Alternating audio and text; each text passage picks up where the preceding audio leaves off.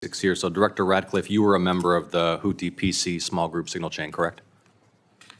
I was. Yeah, and so were the Vice President, the Secretaries of State and Defense, the National Security Advisor, and Ms. Gabbard, correct? I believe so. I don't have a list of who was invited to be on. And so was national political reporter Jeffrey Goldberg, correct? I don't know that. Yes, you do. I don't know Jeffrey Goldberg, and I've already testified.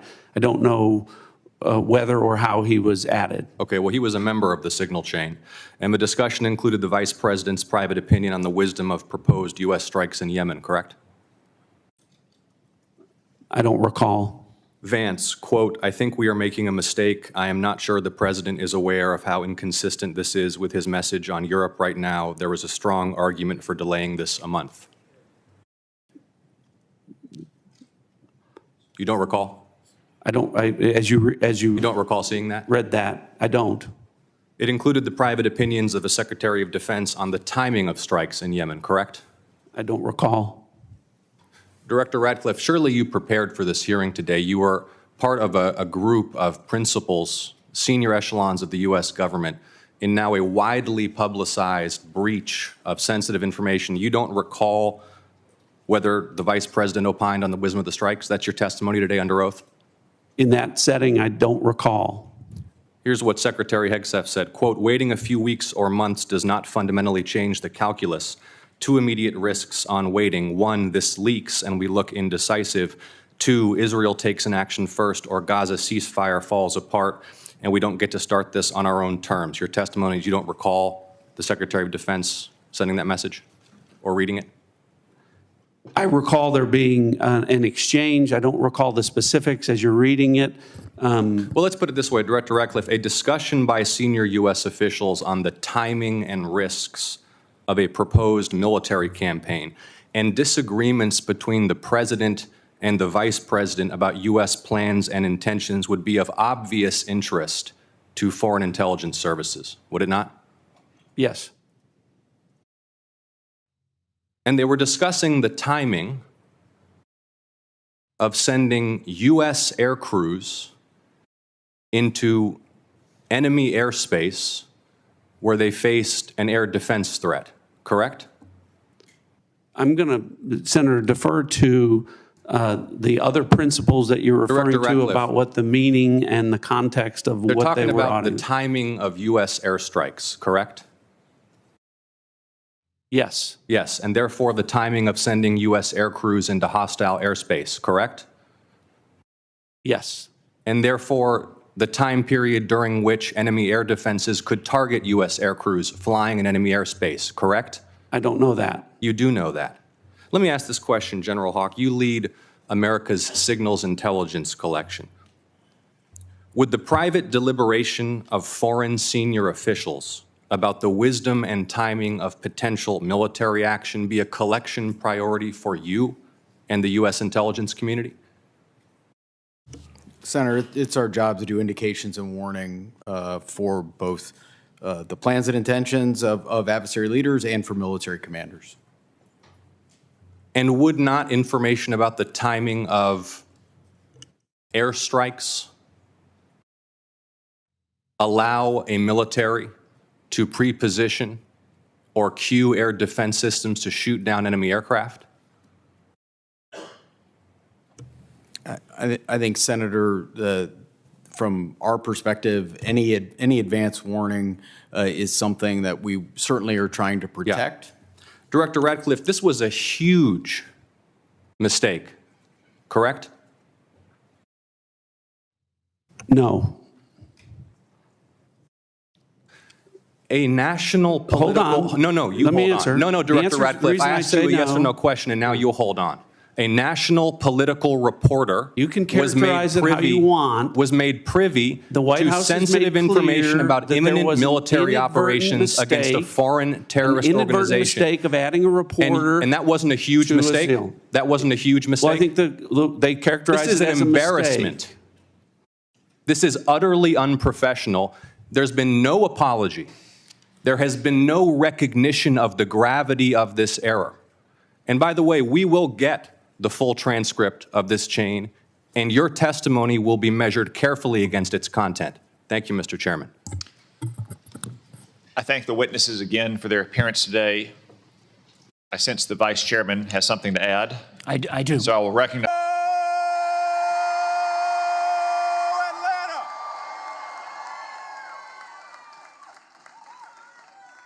Atlanta! Atlanta!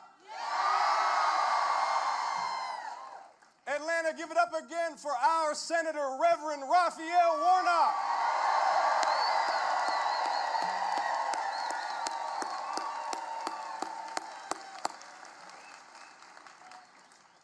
Atlanta, you look beautiful. You look beautiful. Thank you, Gerald. These are serious times, Atlanta. With open contempt for the law, this president has launched a power grab unprecedented in our history, abusing his power and trying to poison our democracy with fear and intimidation. In his first 100 days, he set free criminals who did violence on his behalf.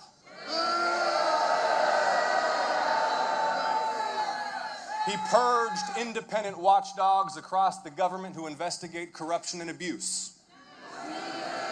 He stacked the most powerful offices with personal loyalists and then called on those same loyalists to investigate and prosecute his opponents.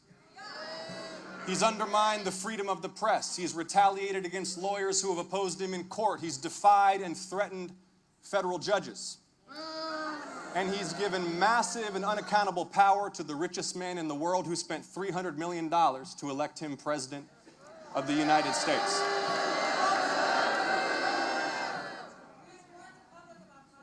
Now, Atlanta, this is not a drill. Atlanta, this is not a bad dream. As citizens, this is the test of our lifetime. So tell me, Atlanta, are you ready to fight?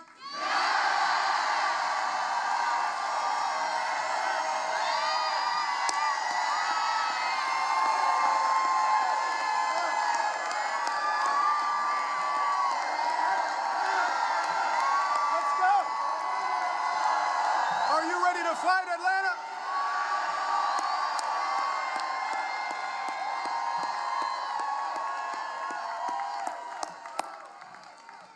It is truly wonderful to see you all here.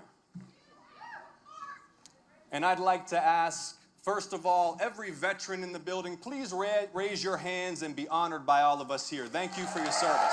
Thank you.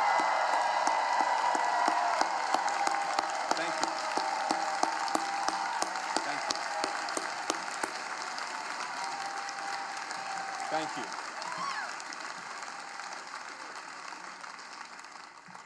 And please know that Raphael and I are both so grateful for every one of you, for your hard work over so many years.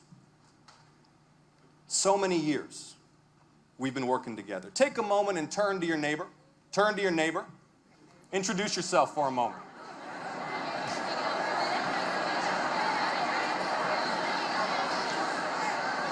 Say to your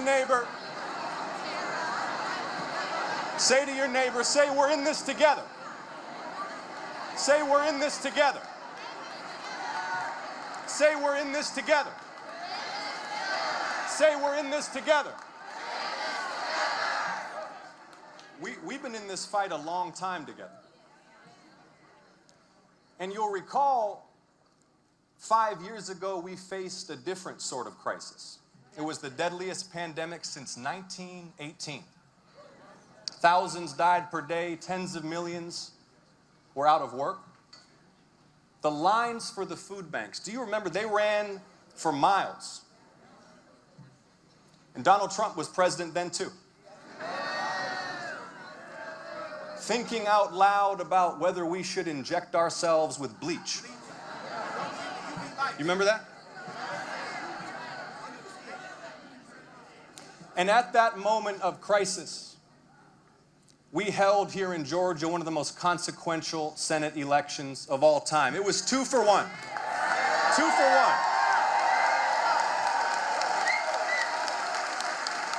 It was the Jewish kid and the black pastor running together with all of you alongside us. They said we couldn't win. Do you remember? But we built one of the most powerful movements in Georgia's history, and you picked me up and you picked Raphael up and you carried us on your shoulders.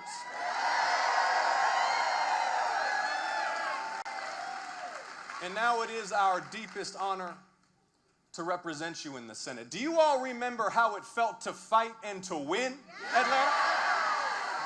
You remember Bentley? Look, maybe right now you feel surrounded by darkness. You might be a little numb. You might be wondering if there's a way out.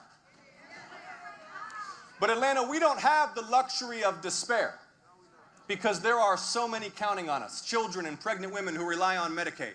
Veterans who have earned their care and benefits. Children in our public schools. Cancer patients counting on the next big breakthrough.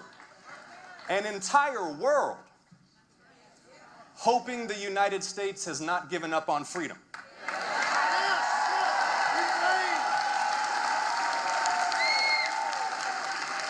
My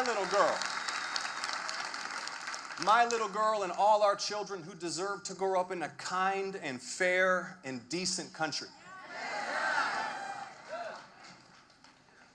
And the truth is, beyond personal revenge, there's not much to this president's agenda.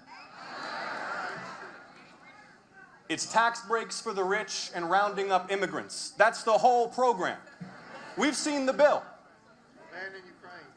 Paid for by blowing out the deficit, cutting Medicaid, and trying to close the new factories we helped open that make chips and solar panels and electric vehicles. That's the whole agenda. Let me ask you, yes or no? Will your family's life improve because we borrow trillions of dollars to cut taxes for the wealthiest people in the country? Will your family's life improve because our military bases become prison camps for immigrants? When Medicaid covers nearly half of the births in our state, 2/3 of all seniors in nursing homes, 40% of children, will your family's life improve because they gut Medicaid? No! See, part of the shame of this useless spiral into chaos and revenge is that we really face so many urgent challenges. And there are so many problems that we can solve. Our prisons are full of violence and abuse. Women die needlessly from pregnancy and childbirth, especially here in Georgia. Hospitals continue to close. Seniors can't afford glasses and hearing aids because Medicare won't cover them. Veterans can't get VA coverage for dental care. Families live paycheck to paycheck. The federal debt keeps growing, but top earners wind up paying less than firefighters and public school teachers.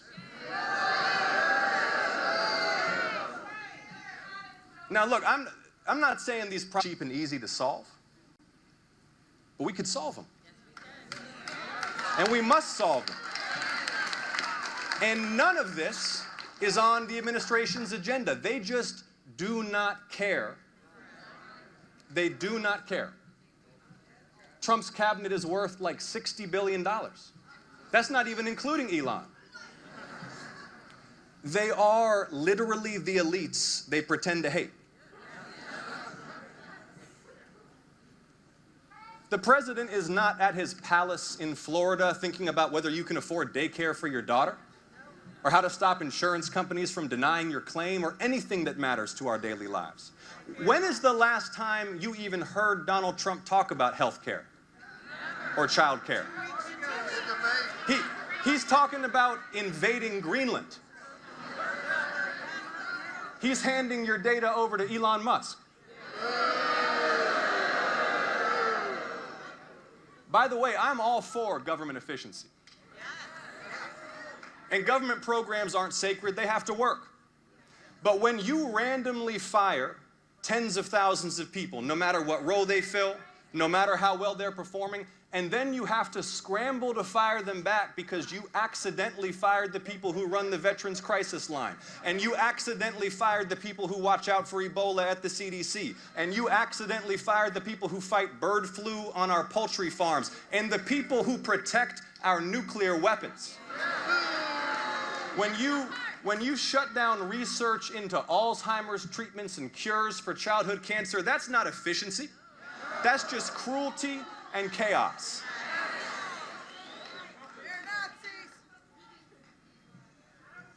See, and then on top of the chaos, you have the corruption. It was just reported that dinner with the president at Mar-a-Lago is on sale for just $5 million.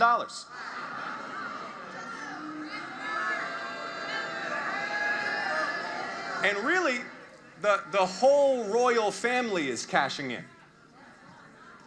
Don Jr. is setting up a new business empire. Jared's investment firm got $2 billion from the Saudi royal family. Like, Hunter Biden should have been more ambitious.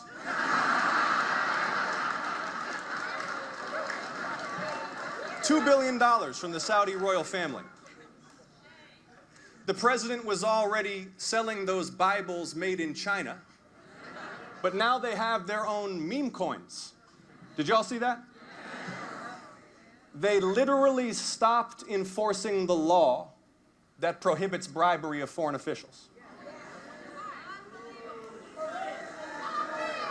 Secretary of Commerce is pumping up Tesla stock. The White House has been converted into a Tesla showroom, while Elon's money is what keeps Republican senators in check.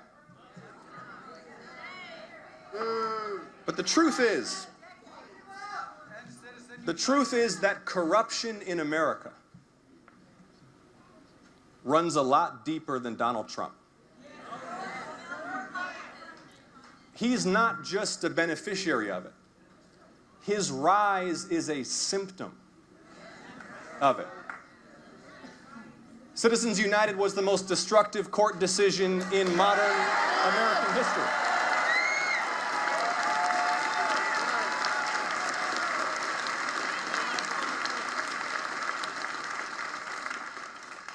The entire political system is just overrun by outside money. Members of Congress live in fear of these super PACs. It's not just Elon. Senators get threatened with $5, $25, $50 million of opposition over individual votes on a whole range of issues.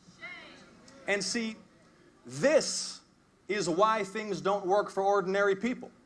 It's not because of trans kids or woke college students. It's not.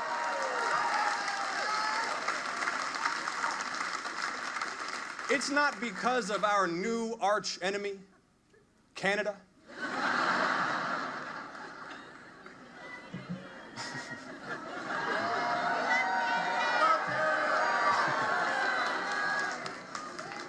The corruption is why you pay a fortune for prescriptions.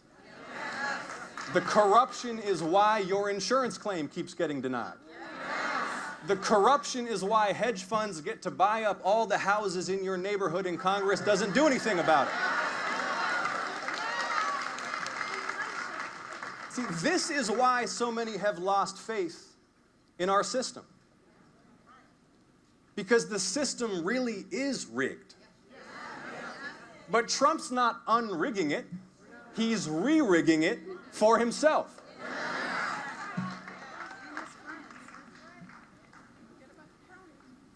But right now, even more corrosive than the chaos and the corruption is the fear.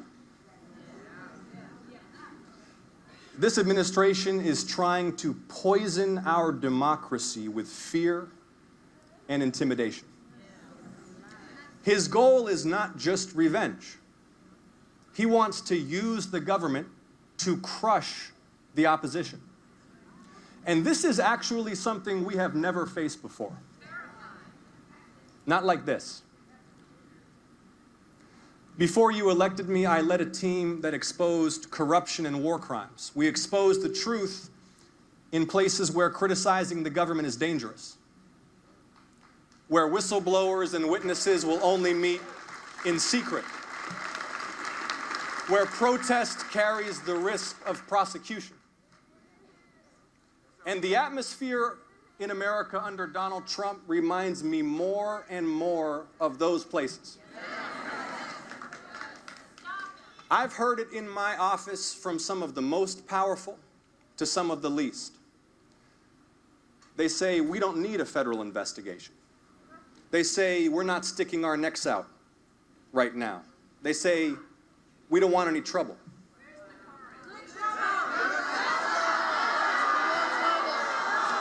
See, Americans are now living in fear of their own government. And it's not just here at home.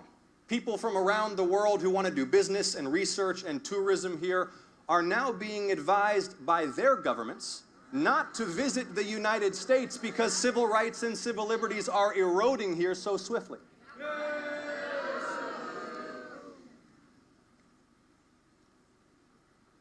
When I first ran for Congress 8 years ago, it was because I saw the election of someone so unfit for the presidency as a danger to the country.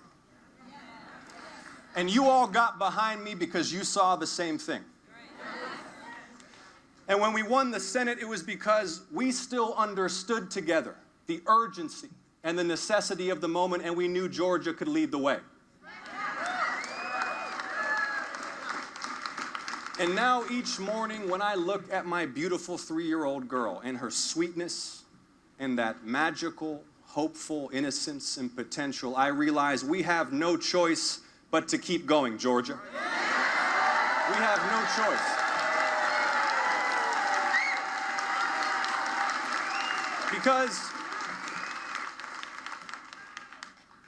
Because I don't want my little girl to grow up in a hopelessly divided country, where citizens fear their own government, which has become an instrument of repression and revenge. I don't want her to grow up in a world where freedom is in retreat. I want her to grow up in an America that continues to lead the free world, where diversity is celebrated instead of mocked, with leaders who bring us together and inspire us to be honest and decent and kind. The measure of our success is not how many of the poorest and most vulnerable families we hunt down and shackle and imprison and deport. The measure of our success is whether each generation achieves greater health and prosperity than the last, and whether we live up to the promise of equal justice for all.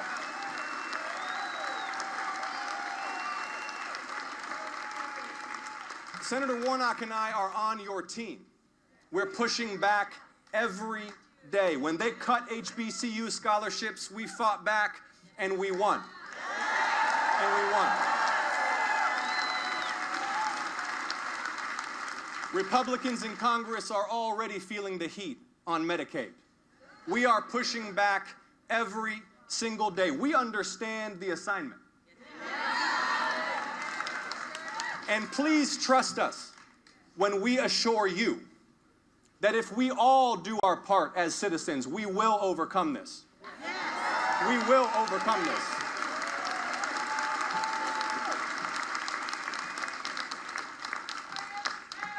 In my Senate office, just over my desk, there's a portrait of Congressman Lewis.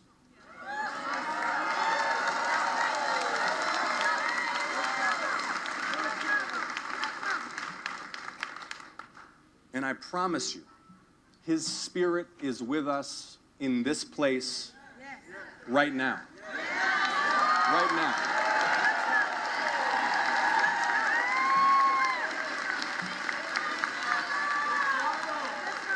The power is still with the people, Atlanta. Atlanta, are you ready to get in good trouble?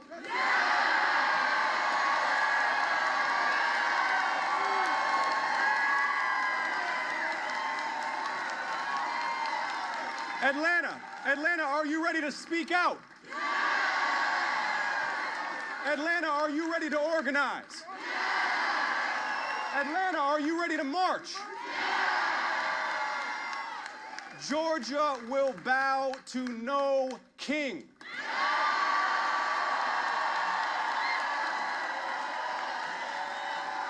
And Georgia will lead the way again. Thank you all. Thank you, Georgia. Thank you so much. Thank you. Thank you. Thank you. Senator Ossoff. Thank you, Madam Chair, and thank you for convening this hearing today. It is a tragedy that we have to hold it.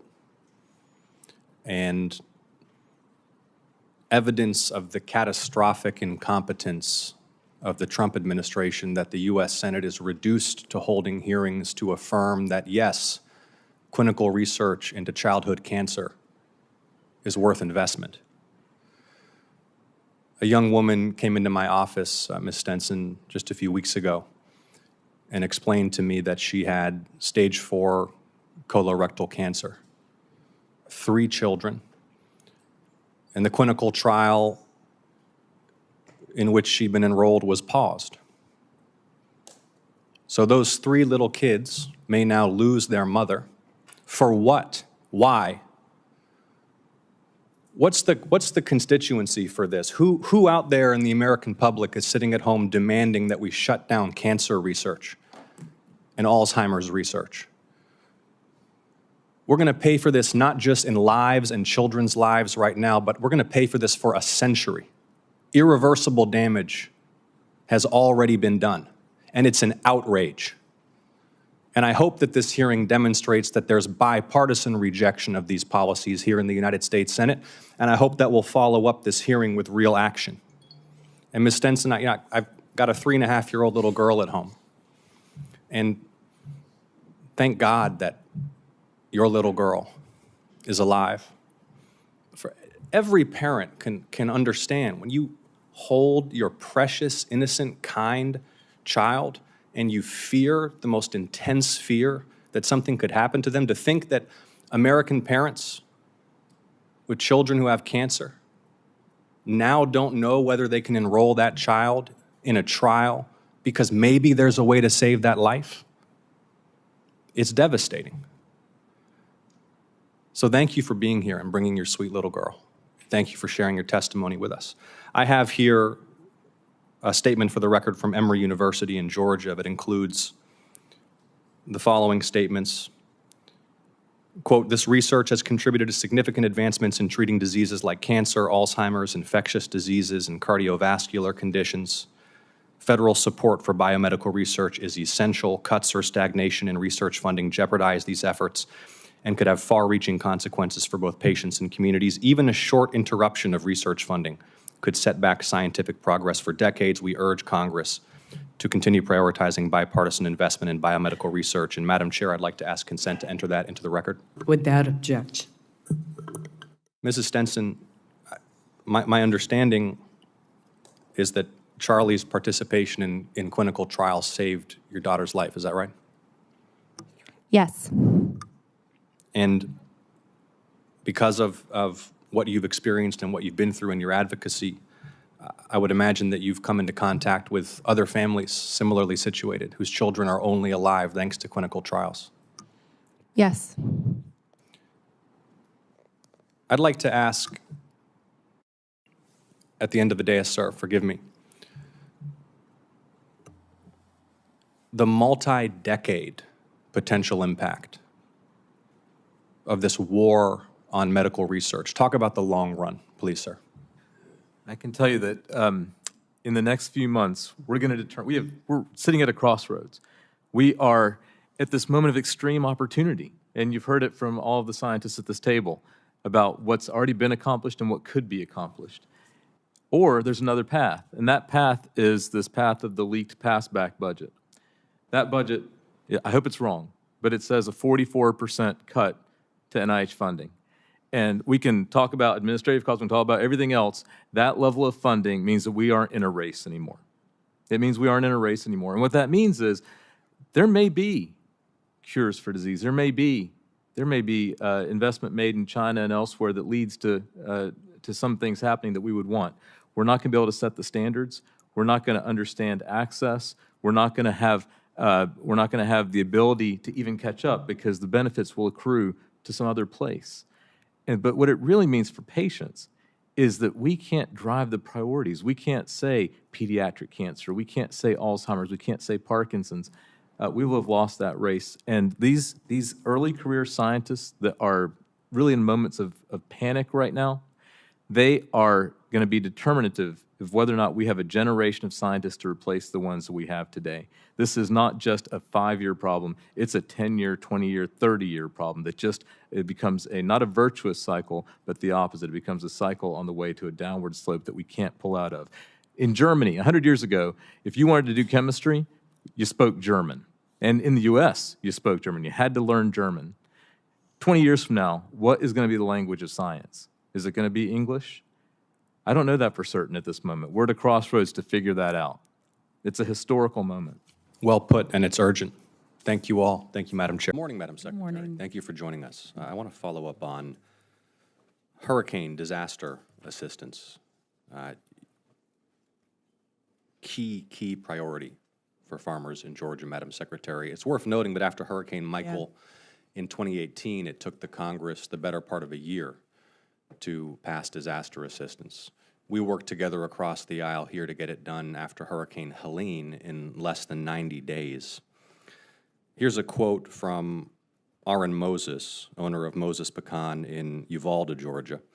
We lost almost our entire 2024 pecan crop when Hurricane Helene hit our orchards. We lost the majority of our mature pecan trees, which will set our farm's production back for years. We were thankful that Congress approved disaster assistance funding at the end of last year, but it's critical that these funds get to those that need help. Here's a quote from Chris Hopkins, a cotton producer in Toombs County. He said that the storm has created a void due to loss of yield and quality as well as cost of cleanup that has become untenable to a first-generation operation like mine. When can farmers in Georgia expect that hurricane relief, which we passed timely in Congress, to be out the door? Yeah, first of all, thank you for that. That relief was passed very quickly and very impressively at the end of last year. And so we have been tracking it very, very closely. I have visited Georgia. Hopefully next time I'll see you. I've visited some of those peanut farmers especially. I've seen the devastation firsthand. It is heartbreaking to witness it. I had mentioned earlier, but it's good to keep repeating it, that within a matter of weeks, the portal will open on those grant applications under ECAP, which was the first tranche, that first $10 billion that went out for emergency assistance. That's the economic assistance. That's right. I'm but referring to disaster I understand, but I just want to use that as an explanation of how we're going to be also doing the second tranche, which is the disaster. We on March 17th announced it. On March 20th, funds were moving out and into farmers' When will bank the portal accounts. be open for the disaster assistance? By the end of the month, hopefully in the next week. And how will that impact states that are using a block grant arrangement with USDA? Well, that's a state-by-state question, so I'll be happy to follow up with Tyler Harper, your ag commissioner, who I know is tracking this very, very closely, and ensure that we fully understand. When do you expect those discussions with the state to be resolved? Well, there are 50 states. We're talking to all of them. When we open that portal, hopefully it moves almost immediately. We've already moved the $280 million that was outlined in that disaster relief into Texas because it was outlined. It was obviously easier than the open book on the rest of the states, but it will move very, very quickly. Okay, if you don't see is of the that, essence. then would you please let me know, sure will. and we'll do everything we can. Madam Secretary, are you familiar with the Local Foods for Schools program? Yes, sir. So here's a few quotes from my constituents. This is from Scott Richardson of the Dawson County School District. Local Foods for Schools program has transformed our ability to bring healthy, fresh, and locally grown fruits and vegetables to our students. Prior to the LFS, purchasing from local farmers was often cost prohibitive. Here's a quote from Parrish Akins. They own a family farm. He owns a family farm in Nashville, Georgia. Mr. Akins said, this program, quote, has allowed our farming operation to capture some of the profits which in the past would have gone to another member of a supply chain and has allowed us to increase our revenues. Here's Colquitt County School Nutrition Office. Purchasing local foods has significantly enriched our school community by providing fresher, healthier meal options for students. Here's Atlanta Neighborhood Charter School Nutrition. Quote, we bought some Georgia shrimp from a guy who's been in the shrimping industry since he was a teenager in Brunswick. Crisp County School Nutrition. Through the Local Food for Schools program, we were able to establish reliable and stable local food sources. This is a program, of course, that helps Georgia farmers sell food to Georgia schools. Why did you cancel the program? Well, let's talk about Georgia for a second. The local I food. have 50 seconds left. Well, that's so a I big just wanna question. know You've got to give me a little bit more You time. can take your time, but I want to know why you canceled the program. Well, we canceled the program. It was a COVID-era program, first of all. Second of all, the money wasn't being spent. In the current tranche, your state has $2 million of $7 million left in the account. You're asking for contract extensions because you can't spend the money quickly enough.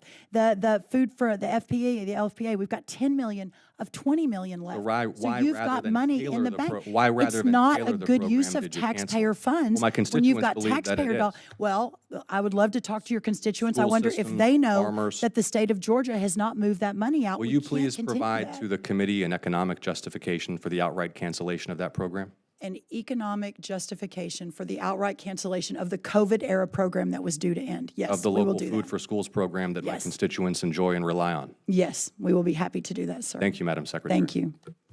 Administrator, good to see you and welcome. Thank you. Administrator, are you familiar with Thomasville, Georgia?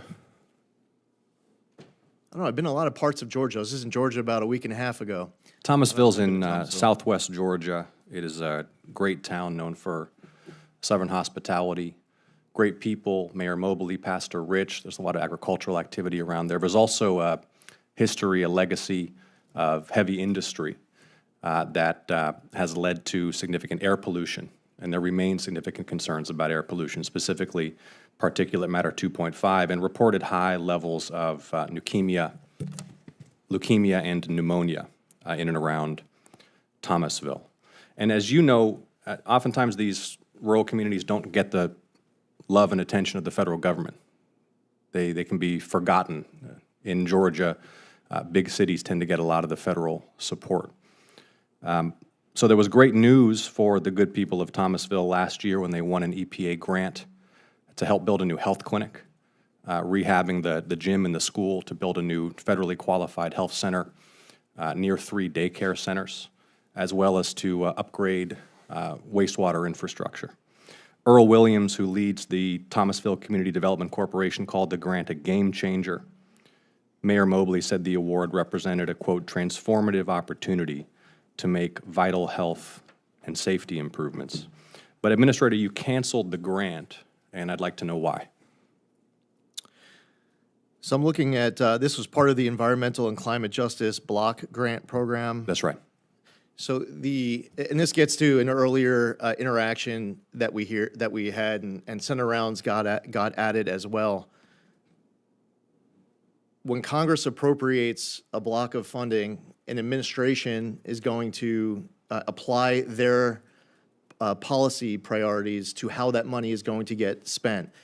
A new administration comes in, we still have to spend the appropriated funding unless something changes with Administrator, Congress. with respect, I understand the appropriations process. My question is why you canceled this grant. What is it about building a new health clinic and upgrading wastewater infrastructure for my constituents in Thomasville, Georgia, that's inconsistent with administration policy? So I don't have the full grant in front of me. I only have a top line, which program it came out of. So when a new administration comes in and they apply their policy priorities, President You're Trump repeating came in. yourself. My question is why you canceled this grant. So when a new administration comes in this case, President Trump put out executive orders as it relates to environmental justice, with regards to DEI. I would imagine that if we What does looked this at have more to do details, with, is a new health clinic for Thomasville, Georgia woke? as I imagine, as we look through the details of the particular program, there must be some aspects of this applying the last administration's priorities on environmental justice. Here's a DEI. community that suffered from air pollution, has a high disease burden as a result. Finally, the federal government comes, they're going to help build a health clinic and upgrade some infrastructure. You canceled the grant. Devastating for the community. Here's what the head of the Community Development Corporation said about your decision to cancel this grant, denying my constituents a new health clinic and new wastewater infrastructure, a decision you made that hurts my constituents in Thomasville. Here's what he said, quote, "We all worked so hard for this, and we won.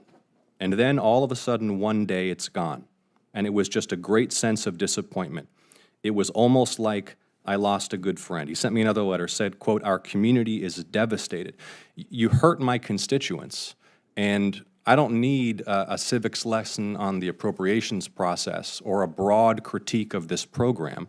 I want to know why you canceled this grant." Senator, so when you go back to them and ask, well, did you find out why the grant got canceled? Well, do you know why? I'm asking you. I'm asking you canceled the grant. I don't need to ask them why the grant got canceled because it was your decision. So tell me why you canceled the grant. You could say I asked the question and then decided to spend the entire 5 minutes cutting him off 8 times in the middle of his first answer, so I was unable to get a full response. Why don't you answer the question specifically and directly? Why did you cancel this grant? Why are you denying my constituents a new health clinic and new wastewater infrastructure? Do you want me to repeat anything that I said in the I want you past? to actually answer the question with specificity and not give a broad critique of this overall program or a lesson on how the appropriations If you were listening to process anything works. that I said, Senator, Okay, I've you don't have already an answered answer. Say whatever you want, Senator. Thank It's you, fine. Madam Chair.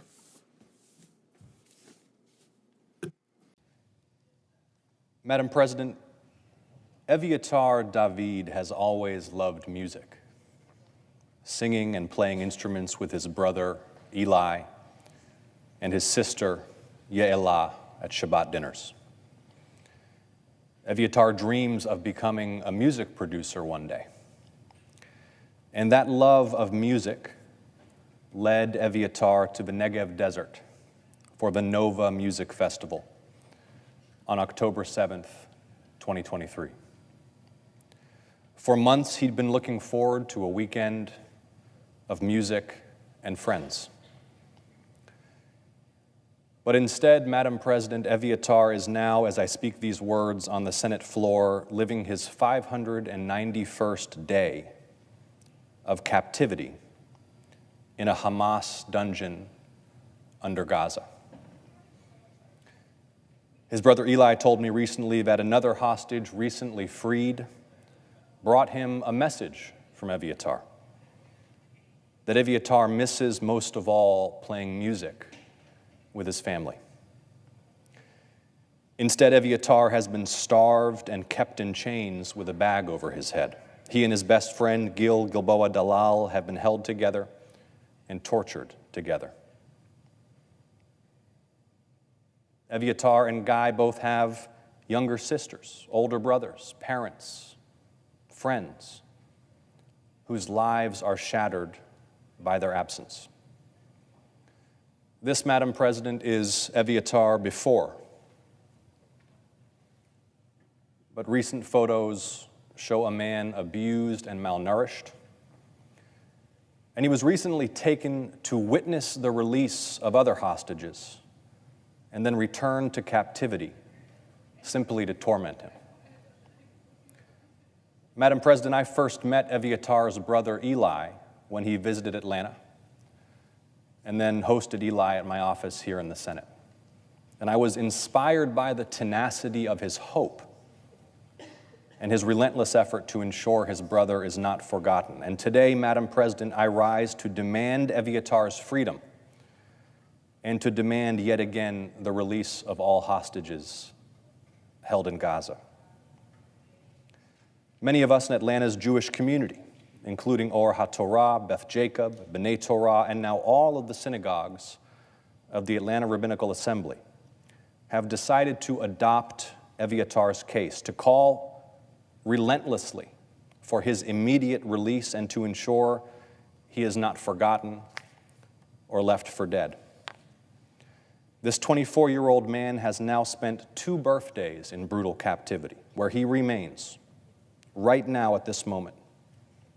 But he belongs at home with his family. Eviatar, you are not forgotten.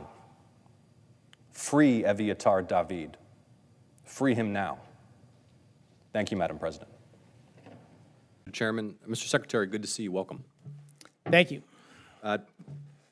Strong, resilient grid is an important contributor to America's energy security, yes? Yes. In the bipartisan infrastructure law with strong bipartisan majorities, we established new efforts to support state governments and utilities at upgrading their grids to make them more resilient, more reliable, and more efficient. And in 2023, the state of Georgia was awarded $250 million to implement in partnership with 3 utilities, Oglethorpe Power, Georgia Transmission, and Georgia System Operations, grid upgrades across the state. Each dollar, by the way, matched by these utilities. Private skin in the game as well. And this is especially important in rural Georgia. Just to paint the picture for you, after the storm last fall, Hurricane Helene, the outages lasted for weeks and weeks and weeks. There wasn't the manpower or the capacity to repair all the damage. There's a real need for grid upgrades in Georgia. And these funds have been obligated, but I understand are now in a state of limbo, pending review, additional questions being asked, driving some significant uncertainty in Georgia because, A, my constituents want a world-class upgraded energy grid, and B, these private companies have already themselves committed tens of millions of dollars of capital to this project. So where does that stand, and when will we have an answer on whether those funds, which again have already been obligated and are part of a bipartisan piece of legislation, are indeed going to be headed to Georgia? Yeah, Senator Ossoff, thank you for your question and your comments. I agree. Grid stability, and do we have challenges there? Absolutely. Is there work to be done there? Absolutely.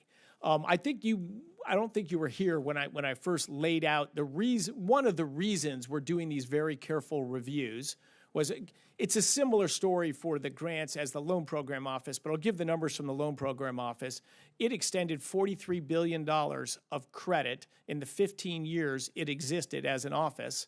And then in the 76 days after the election last November. This is not an LPO. It's the same thing for the. It's the same thing on the other side. I'll just say it this way then. Of those grants that you're talking about, those commitments that have been made, more money was committed in the 76 days from election. Forgive me, Mr. Secretary, but my time is limited, and the question is when my constituents will have an answer.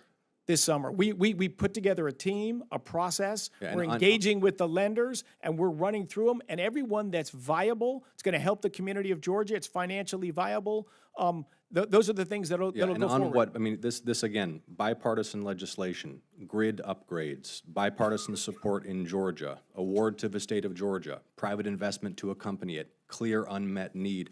Let's have a follow-up conversation about how we can expedite consideration of that, because there's just tremendous uncertainty that has been created by this insistence on a grant by grant by grant, loan by loan by loan scrubbing of everything against ideological criteria at OMB. And I understand that you want to make sure that public dollars are well used, but these are obligated funds that were appropriated on a bipartisan basis in Congress. I want to raise one more key Georgia concern with you. Are you familiar with the Bluebird Corporation? Most famous school bus in the world. Okay. Bluebird, made in Georgia. We're proud of it. And so I recognize the name, but no, not okay. Made in Georgia. And there is growing demand from local school districts for electric school buses for all kinds of good reasons. And the Bluebird Corporation wants to get in on this and be able to meet that market demand. They've invested $80 million of private capital to retool an aging manufacturing facility to produce those electric school buses. That was matched by an $80 million federal grant from the Department of Energy. And similarly, and again, I frankly don't have time, with all due respect, for the big picture on what you're doing and why you're doing it. I sort of understand the talking points on that. What I want to convey to you is how important this is to Middle Georgia. This is one of the most storied and successful companies in Georgia history. When this grant was awarded, the Peach County Industrial Development Authority called it an awesome win for our community. Fort Valley Mayor Jeffrey Lundy said it's celebration day. Got a quote from a councilman here who said that when Bluebird goes up, Fort Valley goes up. When Bluebird goes down, Fort Valley goes down. And again, we've got private capital that's been hazarded, that's been invested, an expectation, a lot of commercial decisions that have been made, assuming the federal government will make good on its commitments for funds it has obligated. When can Bluebird expect an answer? This summer, I think, is the time frame that we'll get through all like the things. June, this summer like July, this summer like August? I can't get you that date right now, but it'll be done this summer. And you understand, Mr. Secretary, the cost of prolonged uncertainty. especially for these private companies, yes? I do. And if you reviewed the portfolio of things I've looked at that don't check the boxes you talked about, you'd understand why I can't just send out hundreds of millions of dollars of taxpayer money to bridges I'm asking to you to nowhere. make good on obligations that have already been made to the state of Georgia. We'll follow up on this directly as well. Thank you so much. Thank you, Madam Chair. Mr. Secretary, welcome. How are you? I'm great. Mr. Secretary, you familiar with the Okefenokee National Wildlife Refuge in Georgia? I'm not familiar, no. I'd love to get you down to visit. Can you do that? I would love to get to Georgia. We would love to welcome you to visit the Okefenokee.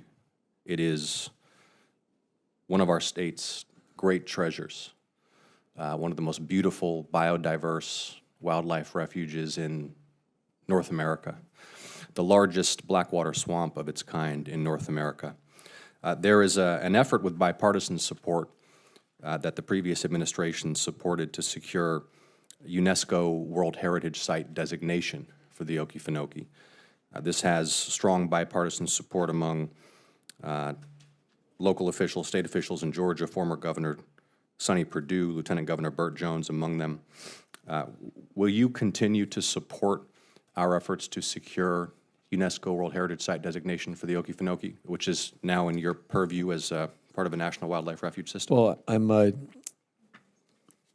certainly interested in learning more about it. I know that that's a lengthy process and is of achieving that. So I would love to understand all the implications of supporting it, if there's budget implications for Interior. So, but I'd certainly happy to take a look at it. Well, we need your support. We need to get you down there as well to spend some time at the refuge. I know there's been some public discussion about sale of public lands. Can you give an unequivocal guarantee that you will not pursue any sale of any part of the Okefenokee National Wildlife Refuge? Yes. Thank you so much for that. Mr. Secretary, I wrote you a letter on April 10th about an apparent effort by DOGE to close the U.S. Geological Survey office in Norcross, Georgia. This is the Water Science Center in Norcross. Plays a critical role in ensuring water quality for folks in Metro Atlanta. Did you receive that letter? I'm certain that our team did. I have not received a response. It's been about 6 weeks. Any reason for that? No specific reason other than how incredibly short-staffed we are as we're trying to ramp up. Can you get back more promptly in the future? As we just said earlier, when we have 0 of our 16 Senate confirmed leaders on board. First one is coming on the Tuesday after Memorial Day, and so as we get leadership team in place, I'm sure our operations will speed up. We need timely responses to those kinds of inquiries, Mr. Secretary. I mean, the staff at this office test water quality to ensure that Georgians don't drink contaminated water. Senator Warnock and I have asked you not to close this office. No justification for such closure was offered. There's significant public concern in Georgia about the potential impact on water quality. Am I correct that you've abandoned those plans or overruled the DOGE effort to close that office in Norcross? I'm not familiar with the when you're saying closure.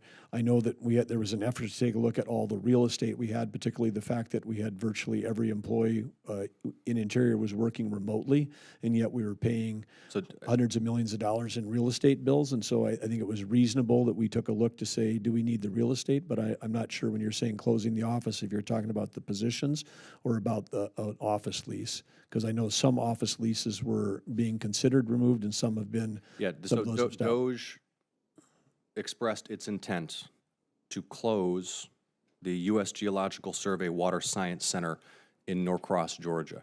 You've heard from me and Senator Warnock our opposition. As I mentioned, there's tremendous public concern.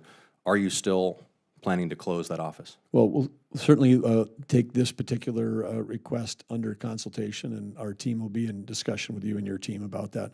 Okay, well, with respect, Mr. Secretary, this is an issue that I raised about a month and a half ago with you. Yeah, I understand that. Yeah, so when can I expect a response? Soon. Okay. Let me raise with you the ongoing bipartisan effort to establish Georgia's first ever national park. This is the Ocmulgee National Park and Preserve Initiative. Congressman Austin Scott, Republican in the House, and I are leading a bipartisan bicameral group of the Georgia delegation in order to establish Fish National Park and Preserve. For the first time, made major progress in the U.S. Senate last Congress on this effort. Overwhelming local support in the Macon area for getting this done. We've been grateful for the department's past support, providing technical assistance to help us move that forward. Will you continue to provide that support? Well, happy to engage with you and take a look at this proposal and this project. Okay, Mr. Secretary, and my time has expired. I know you're getting up to speed and staffing up. Would appreciate more intensity of engagement on some of these Georgia concerns and look forward to sitting down with you and welcoming you to the state to work with you in Georgia's interest. Thank you so much. Thank you. Thank you, Senator Ossoff. Well, thank you, Mr. Chairman, and Dr. McCarry, good to see you. Good to see you. Thank you for joining us. I was pleased to see that the Secretary has made the safety of infant formula a priority for the department. Is that correct? That's right, and the FDA will be convening the world experts on infant formula June 4th, and we're going to be having a robust discussion because parents want infant formula options with a better supply chain and without added sugar and seed oils. Did you see a recent Consumer Reports study which found that of 41 tested infant formulas, more than 30 were found to have potentially dangerous levels of lead? Yeah, heavy metals in infant formula is something that's getting a lot of attention, as it should, and so that is part of Operation Stork Speed to take a hard look at that, and it is one of the priorities of our infant formula roundtable at the FDA on June 4th. And it's the Human Foods division of your agency responsible for infant formula safety, at least in large part, yes? Yes. Trying to make sure I understand some of the relevant personnel decisions given the concern that families in Georgia have about the safety of infant formula, the safety of the food supply. James Jones, the Deputy Commissioner for Human Foods, submitted a resignation letter February 17th, included the quotes, quote, "The indiscriminate firing of 89 staff in the Human Foods program is beyond short-sighted.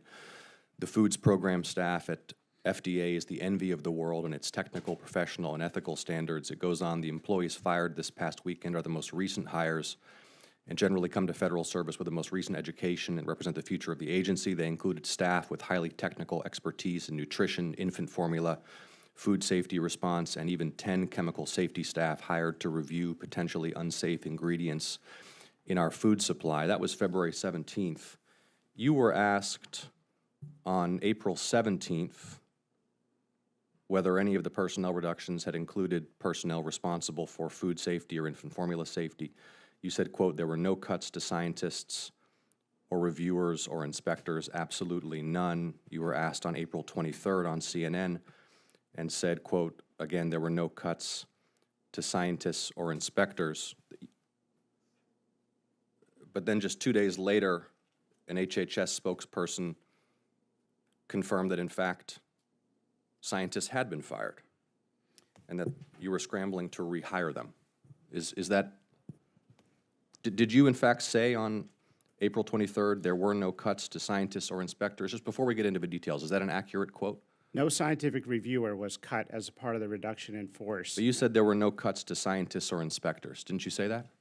My understanding was that there were no cuts to the scientific staff, but specifically the scientific reviewers is what I was referring to. But you said there were, it's a very straightforward question. You said there were no cuts to scientists or inspectors, correct? Scientific reviewers is what I was referring to. That's the vast majority of scientists there. Jim Jones is an economist. 5 days before you had said there were no cuts to scientists. You said that, right?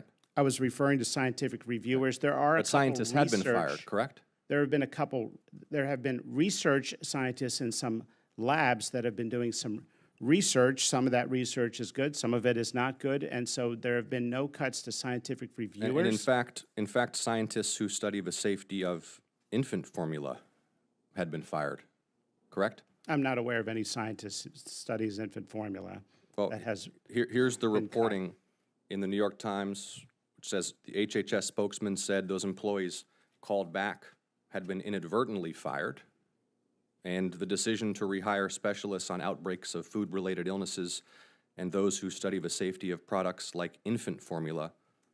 So is this reporting accurate? Had in fact scientists who study outbreaks of food-related illnesses and the safety of infant formula been fired? The reason it's not accurate, Senator, is that people were not fired. They were scheduled for the reduction in force. And that was before I got there. When I got there, we did an assessment. And so some of those individuals out of the 19,000 were restored. Jim Jones was an economist, and he was upset about the Doge cuts, so he self-doged. He was not fired. I wish he would have stayed. Have all scientists responsible for food safety and infant formula safety been rehired or reinstated? Look, we have not reduced in force the scientific review staff. I know where you're going with this. We're not allowed. I'm trying to get clarity on your statements. Person. You said there were no cuts to scientists, and then the HHS spokesperson said, actually, there were cuts to scientists, and now we're trying to rehire them. I mean, so it gives the impression you're not sure about the personnel actions ongoing in your own agency, and that's again, no one was from your testimony today. No one was cut in the reduction of force. They were scheduled for the reduction in the future. Down the road, it has not happened yet. So the people scheduled to be cut, we did a review and found some research scientists. When I made those statements, it was very specific. I was very clear. We're talking about scientific reviewers because the trains have to run on time. And if you're concerned about my time is up. My time is up. Labs, but you were very specific. You said there were no cuts to scientists, and then 5 days later, there were no cuts to scientists. Those are your direct quotes.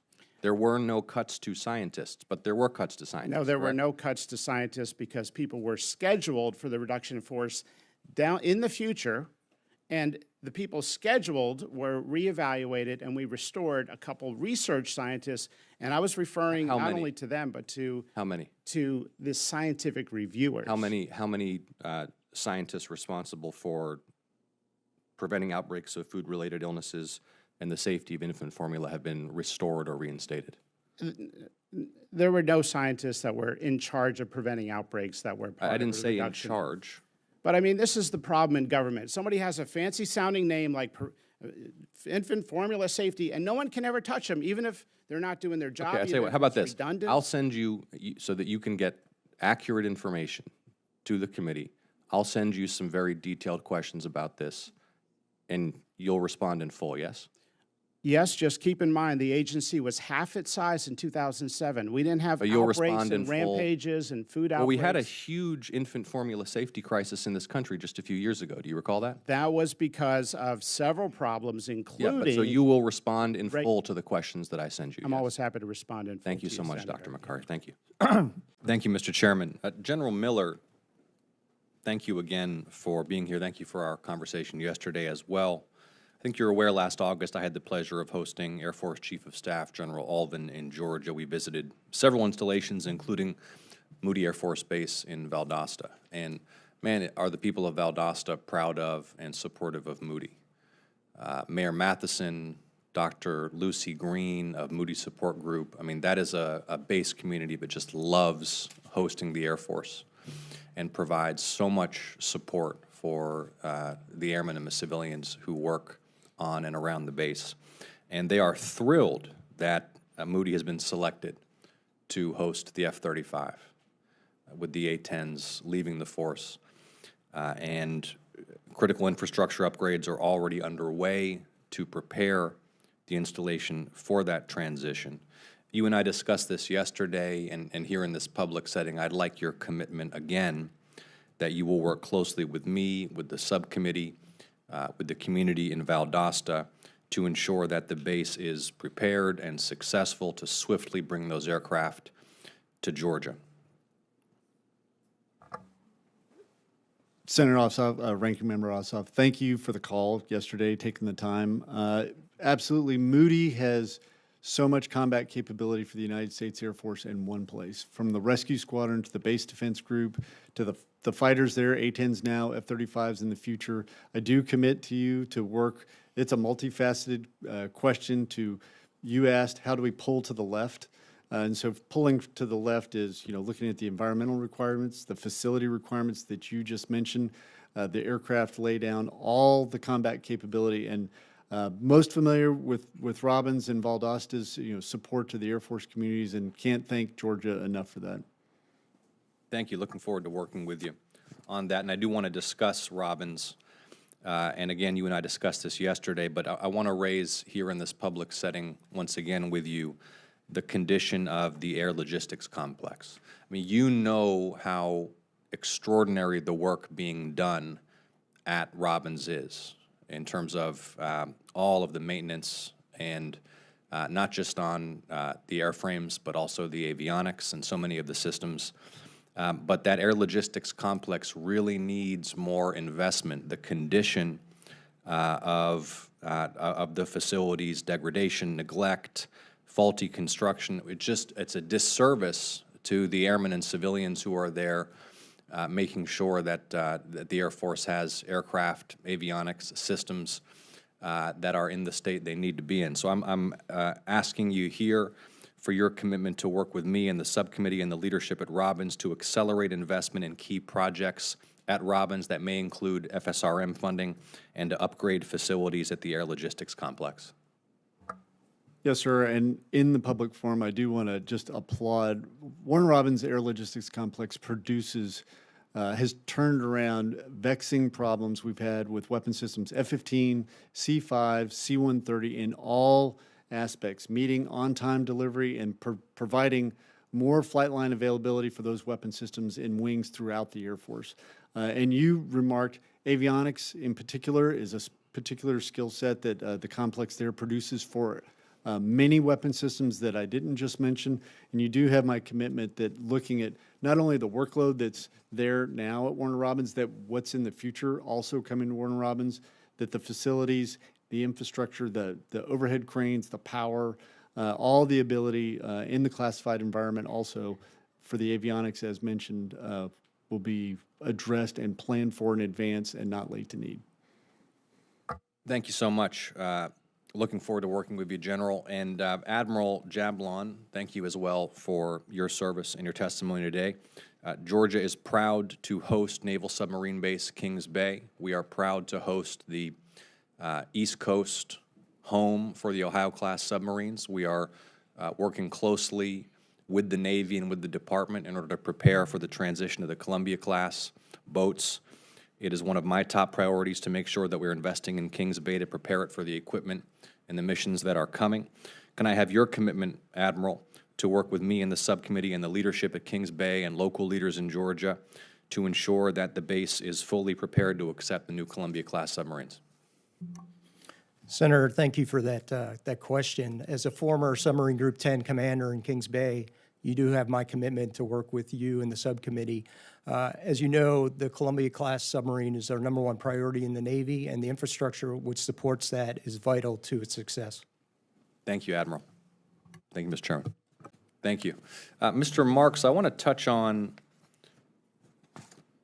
the plans for reconciliation and try to get some clarity from the department. There's $900 million of military construction funding requested in the reconciliation measure. What specific projects is that funding for? Senator, I appreciate that question. And so as we view this as one bill, we're looking at defensive systems, munitions, munitions procurement, readiness, and quality of life programs are all included in that package. That is many things and important things. My question is what specific projects will be funded by the $900 million allocation requested for the reconciliation measure as opposed to the remainder of MILCON funding, which the administration wants to move through the normal appropriations process. What is that $900 million for, specifically at the project level? Senator, let me come back to you at the project level so that I can show you those things. Again, new to that, and I don't have that granularity right now. Okay, will you please commit to providing the subcommittee with a project-by-project list of which projects are intended to be funded by the $900 million reconciliation portion versus the remainder of the traditional appropriations? Senator, I'll work with you to try to get the best I can answer to that question, yes. Well, I appreciate that commitment. Can you think of any reason why, where as this typically proceeds fiscal year after fiscal year, the subcommittee is provided with a list of projects that constitute the totality of the MILCON budget request, why there would be this nearly $1 billion floating out here that wouldn't have a project-by-project justification? Senator, I believe it would be there. Again, what we're looking at is the submission of the 26 budget as a standalone, and then the FIDUP will come in 27. So I'll have greater granularity looking into the future, but let me get back to you on that, Senator, and I'll do my utmost to answer that for you. Okay, so just to be clear, Mr. Marks, you're going to follow up with the subcommittee, and you're going to get us a list of those projects that are intended to be funded via the $900 million reconciliation portion of the overall MILCON budget? We will attempt to do that, yes, Senator. We'll attempt to do that, okay. I appreciate that, and Mr. Chairman, that concludes my questions. Senator Ossoff. Thank you, Madam Chair. Welcome, Mr. Vogt. A lot of mistakes getting made in federal personnel management. Hundreds of National Nuclear Security Administration employees, those are the folks, as I think you know, who safeguard America's fissile material, fired.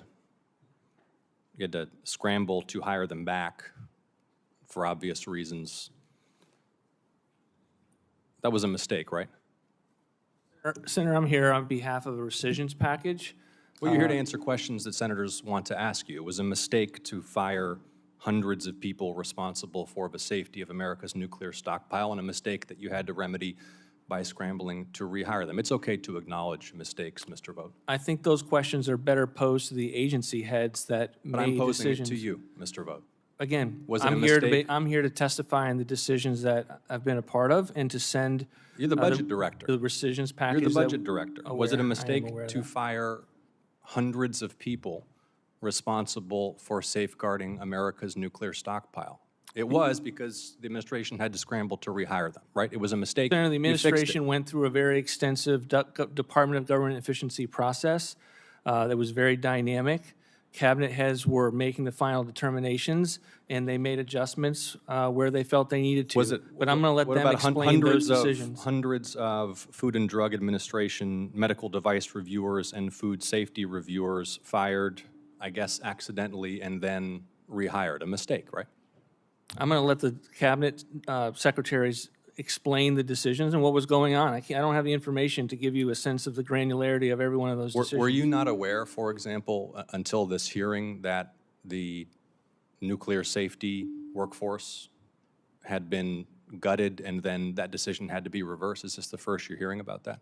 Senator, I'm aware of many things and the extent to which the Asking if you- Department this of Government isn't- Efficiency it's not- was involved with a lot of work to make sure that we were operating government as efficiently as is possible. Okay.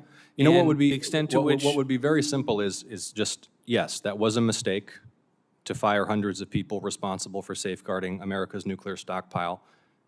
Take credit for fixing the mistake. Hundreds of National Weather Service employees fired, scrambling to rehire them. It's a mistake. I met Mr. Vogt, a gentleman in Georgia about a month and a half ago, whose son is an astrophysicist, recently trained by an elite U.S. university. I mean, these are the folks that we really need serving the American people, who had just been hired by the federal government and was summarily terminated, not on the basis of any individualized determination about his performance, but simply because he was a probationary employee who is now working in Beijing. You guys are making mistakes, and I want to focus on the mistakes that you're making at the CDC. Have you visited the CDC, Mr. Vogt, by chance? I have not. It is the flagship epidemiological and public health agency for the country and indeed for the world. That even the as you Biden know. administration felt the And need to you have reform. you have now fired or tried to fire nearly a quarter of the workforce, correct? Senator, are you suggesting the CDC performed well in the last pandemic? I asked you whether you have fired or tried to fire a quarter of the CDC I workforce. can't answer the question because I don't well, have you the facts in front of me. That's you the have CDC fired or director's, tried to fire information to give nearly you. a quarter of the CDC workforce, and your budget request for FY26 would cut the CDC budget in more than half, correct? The Center for Disease Control No, was answer the in- question. They were incompetent. Answer the question, Mr. last Vogt. pandemic. Does your The budget Biden- we request certainly cut seek to cut by more than half the CDC budget? We certainly seek to cut and reduce By the more than CDC. half the CDC budget. The Listen, extent to Mr. Vogt, which- you need to come to Georgia and visit the Happy to. CDC. Good.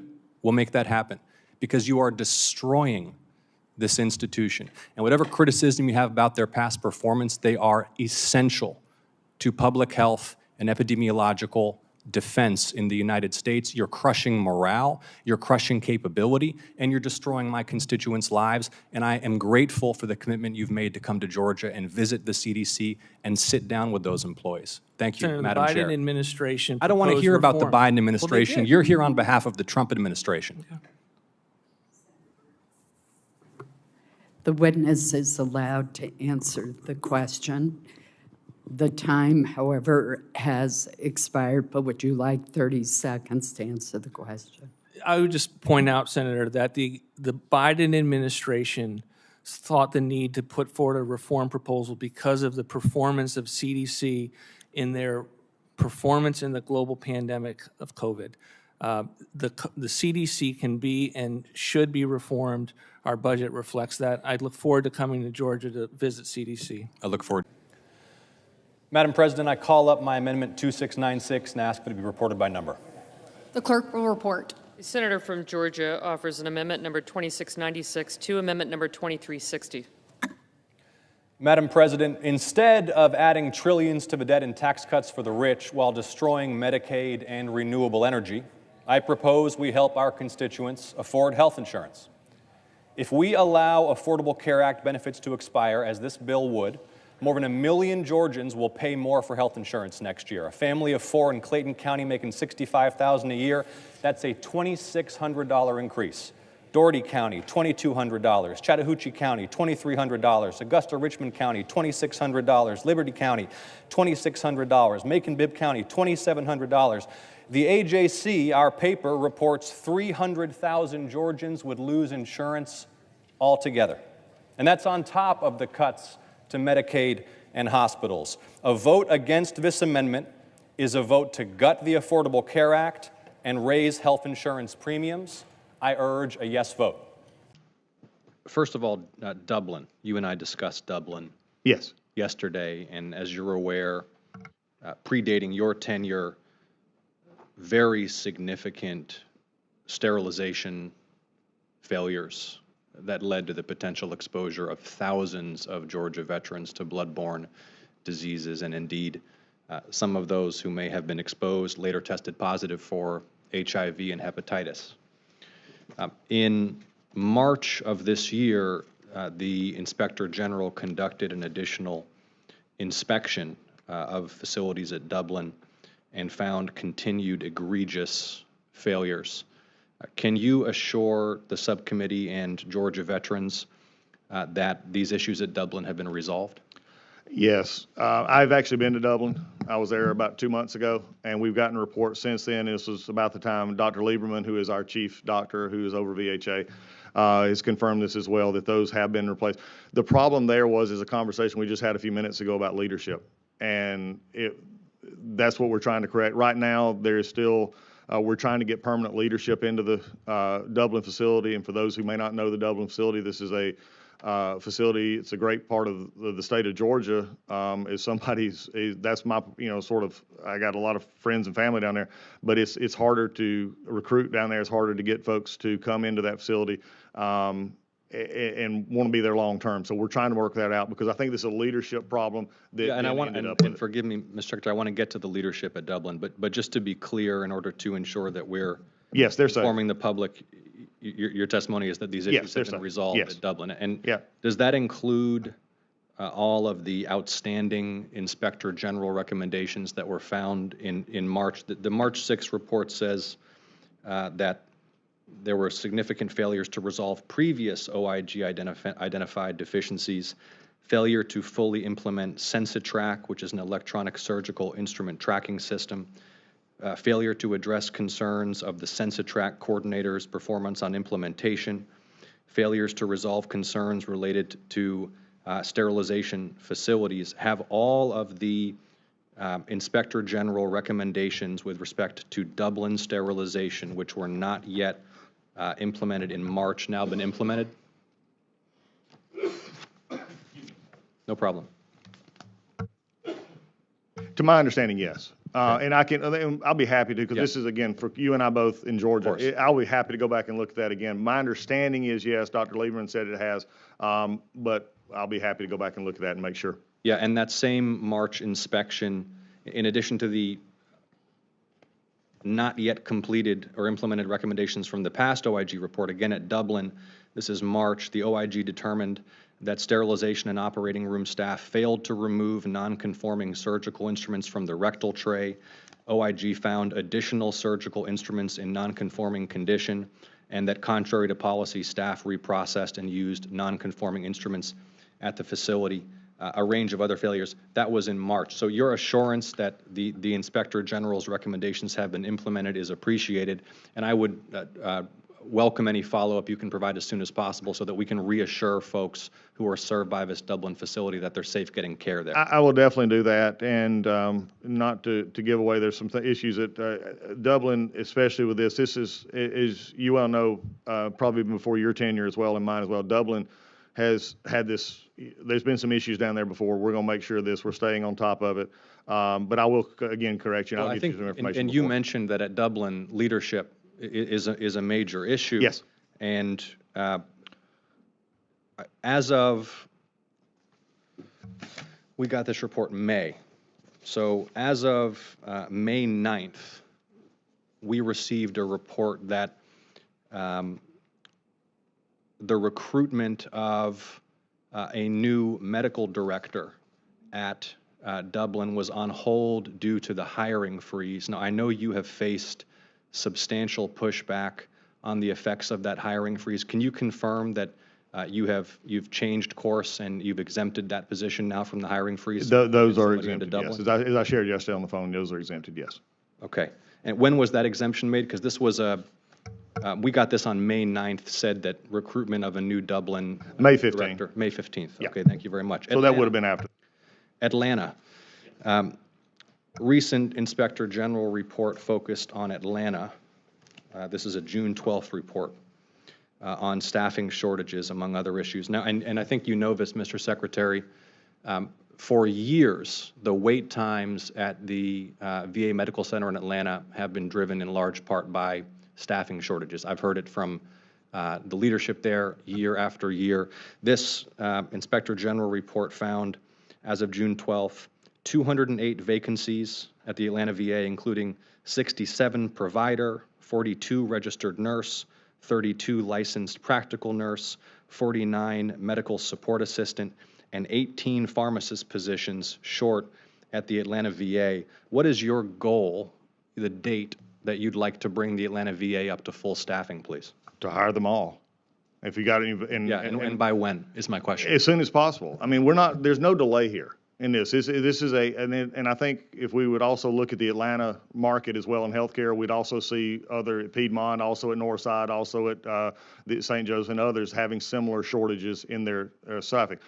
Atlanta is a market like a lot of other markets in which healthcare, especially CNAs, LPNs, or RNs, are in great demand. They're the ones that are controlling the market. So is doctors as well. And the wait times, as you know, in Atlanta are a particular issue. Of course, there are wait times at other facilities as well. But I appreciate your ambition. There's nothing stopping. I appreciate the ambition of as soon as possible, but I'd like to know. I mean, we'd like to work toward a deadline. So can you give me a date by which you'd like to ensure the Atlanta VA is fully staffed? Well, Senator, I think you know that that's not something I can give you, but I'd be happy to do a health fair with you, and I'd come down and you and I could recruit these workers. Well, I tell you what, why don't you? I'd be happy. I mean, we'd be happy to do. I'm not trying to be funny here. I want to do this. I'd love to work with you. I'd love to work with you to make sure we recruit those healthcare workers. What I'd also like you to do is to get with your staff, get with the VISN, get with the leadership at the Atlanta VA, and come back to me and the subcommittee with a date by which you believe you can fill those open positions. Can you do that? Well, I would definitely get the information to see what their goals and targets are. Well, we got to have a goal. Yeah, and I agree with you. So we'll get with that and we'll see what we can. So you'll come back with a date? We'll see. Well, I'm not sure we'll get a date. I'll have to talk to Atlanta. I mean, we'll see what their actual recruitment is. Because, I mean, again. That's what I'm saying. I want you to talk to the leadership in Atlanta. I want you to talk to the VISN. I want to talk to your staff. And I want you to present me and the subcommittee with a date by which you think it's feasible to fill those spots. I'll be happy to present you a plan, but also you're also setting up a date in which I understand you're trying to do, to set up a date that may or may not be capable, because you couldn't get the same answer from Northside CEO or Piedmont CEO or anyone else to fill theirs. I just know that deadline-driven work. I agree with you completely. Is often the most efficient and determined work, and I want something that's fair to hold you accountable to. So will you get a target date? We'll work together to see where it's at right now. Isn't it? I'm not going to play the game. Okay. What game? Because it's not a game. Because there's no other facility in the world that will say by X date we're going to definitely have people hired. I didn't say you definitely. I'm looking for a goal. You don't think leadership at other healthcare facilities set goals for when they're going to fill open medical slots? I think they fill them as quickly as they possibly can. We hire over 1,000 people. Okay. So you will not present a target. I would like to have it. I would like to have them filled by the end of the fiscal year. That'd be great. By the end. Now, of the fiscal will year. it be filled? I'm not going to say they'll be filled because there's a lot of other factors in there that I can't control. Mr. Secretary, and I know we're belaboring this, Mr. Chairman, but this isn't a gotcha. What I'm saying, this is just good management practice. I just want to know. I want to know when you believe it can be done. Well, I tell you what. Let's put it that way. Hopefully. No, you don't need to tell me right now. I'm not even trying to put. Why don't you talk to the VISN, talk to the facility, talk to your staff, and come back and let me know by when you think it can be done. Will you do that? I look forward to the conversation.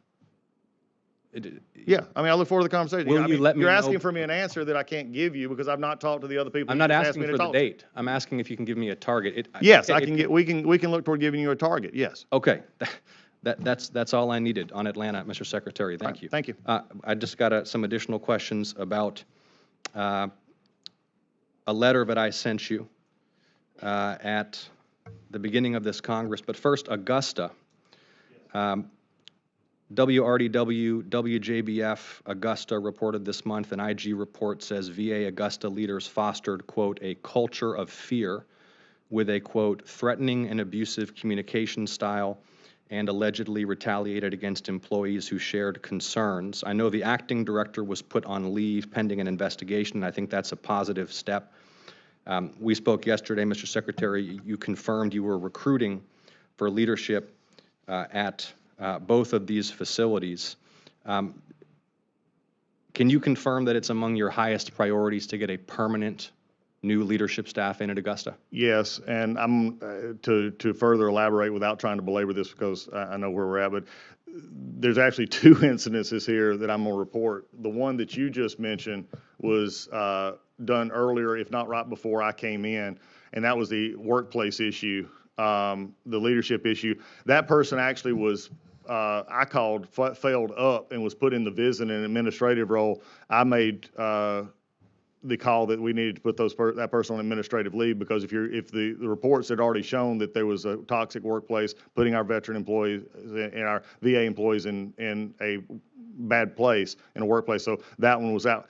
That was the issue we did then. So then there's another that we tried to replace that one with that unfortunately I can't speak in open setting for personnel issues and reasons here, but has been removed as well. And that's when, as I told you yesterday on the phone, we now have another acting, I think is in now, correct? There's another acting is in at Augusta, and we are looking, to finish your question, I just wanted to give you the whole picture. We are looking for permanent. That should be one of our flagship hospitals in our system. And so, yes, we're looking for someone to take that permanently. Okay, final issue, and thank you, Mr. Chairman, for indulging the questions. Sent you a letter February 13th, a number of members of the Appropriations Committee asking some basic questions about DOGE engagement with the VA. At 13 specific oversight questions. You and I then spoke on May 6th. So we hadn't gotten any kind of meaningful response.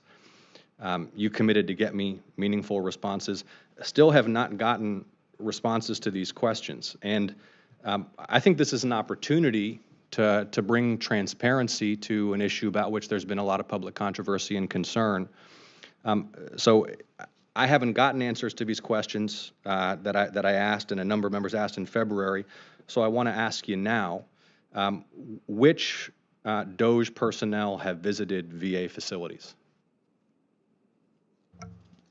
I don't understand the question. Okay, which DOGE personnel? Okay. So personnel who are acting under the auspices or authority of the Department We of have- Government we have- Efficiency have visited, let's start with VA headquarters. Are you talking about our liaisons who actually work for the VA? I'm asking, We have 3. I'm asking which DOGE personnel have visited VA headquarters? The ones that work for us. Okay, what are their positions? They're advisors. They're looking at through our contracts and stuff like that. Okay, are they still doing that? Yes. Okay. Have they accessed VA patient medical records? They are acting in their role as employees as a normal VA employee would do, and are authorized to do anything that they're currently doing. So, and I'll be happy to take these further for the record if you like. Well, Mr. Secretary, I asked you these questions on February 13th in a letter. Okay. It's the end of June. I mean, you were a member of Congress. Would that be satisfactory to you? If I'm offering you a solution, yes. Well, we spoke in May. And I'm offering you a said, solution. No, come on, Mr. Secretary. I asked you these questions in February. We spoke in May. You said you get me the answers, and here you're saying you'll take And them in for all the record. fairness, you just asked me a question about who DOGE employees walked into my facility. A question Don't I tell me first you're trying asked- to be a question I trying to be first serious asked you about in this.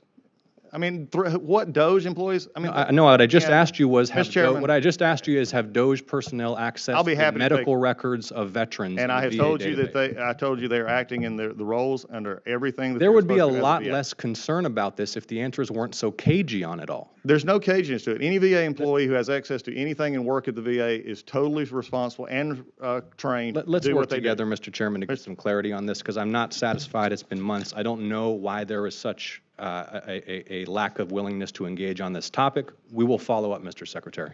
Thank you, Mr. Speaker. Senator. One thing that's really important, you mentioned that I'm an optometrist and eye doctor and practiced with 9 other doctors with the surgery center, and I really am very familiar with the Secretary. I'd like to recognize my colleague, Senator Ossoff, for any opening comments that he would have. Thank you, Mr. Chairman. A pleasure to be back with you again. That's good. And appreciate our bipartisan working relationship, and looking forward to continuing our shared efforts to support America's veterans. I want to welcome you, Secretary Collins, a fellow Georgian. Thank you for your service. And before we begin, as always, but particularly given events in the Middle East over the last several days, I want to express my gratitude to all of those who serve the United States with such courage and professionalism. I know we are all united in praying for the safety of service members, as well as diplomats and intelligence professionals who are overseas defending the nation. As we examine the Department's fiscal year 2026 $441 billion request, I want to begin by emphasizing that it is our shared priority on this subcommittee across the aisle to ensure that the men and women who have defended the United States in uniform receive the care, support, and benefits that they've earned. And I emphasize that word, earned, because VA benefits are not handouts or giveaways.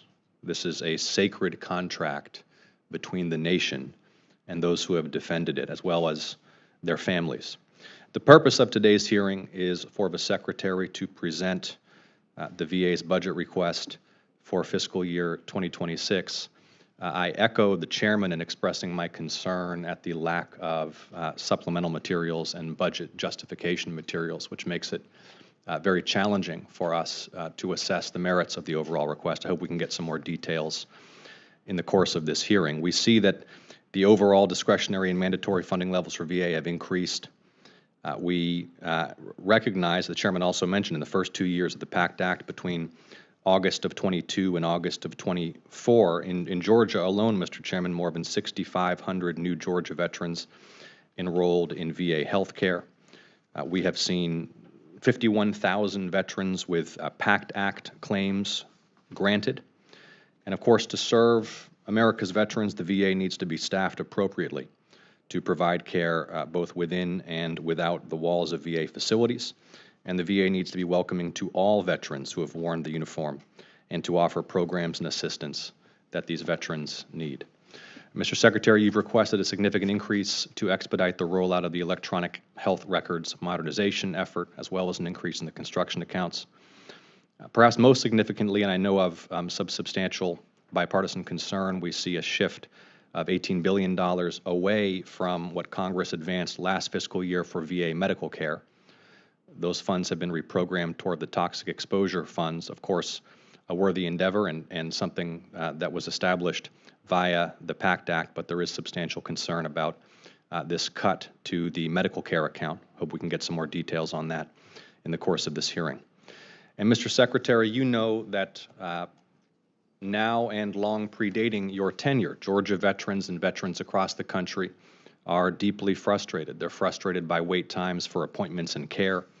They're frustrated by years-long adjudication of their claims and the feeling that they're just slamming their head into a brick wall when they try to claim the benefits they've earned through their service. Veterans are frustrated that they can't get answers and basic information from the department. And frankly, Mr. Secretary, members of Congress are frustrated that we can't get basic answers and information from the department. And if you step back and think about it, if United States senators can't get transparency from the VA, what hope is there for the rest of the country? Mr. Secretary, when you came and met with me in advance of your confirmation, you promised me, but as a former member of Congress, you understood the vital role of congressional oversight and pledged to be transparent and responsive. But to be very candid with you, so far this year, although I've appreciated our opportunities to speak, the department has been unresponsive to congressional oversight and has acted unilaterally without consultation of Congress in ways that I think you're aware have caused substantial concern and opposition on both sides of the aisle and in both chambers of Congress. So I appreciate that you've been willing to get on the phone when I call, but Mr. Secretary, with all due respect, I don't call just to hear the sound of your voice. I want to make sure the department is providing this subcommittee with the information that members of Congress have requested so that we can make sound decisions on behalf of our constituents and America's veterans. So we are not off to a great start when it comes to transparency and responsiveness, but I'm hoping that can change and we can build an effective working relationship.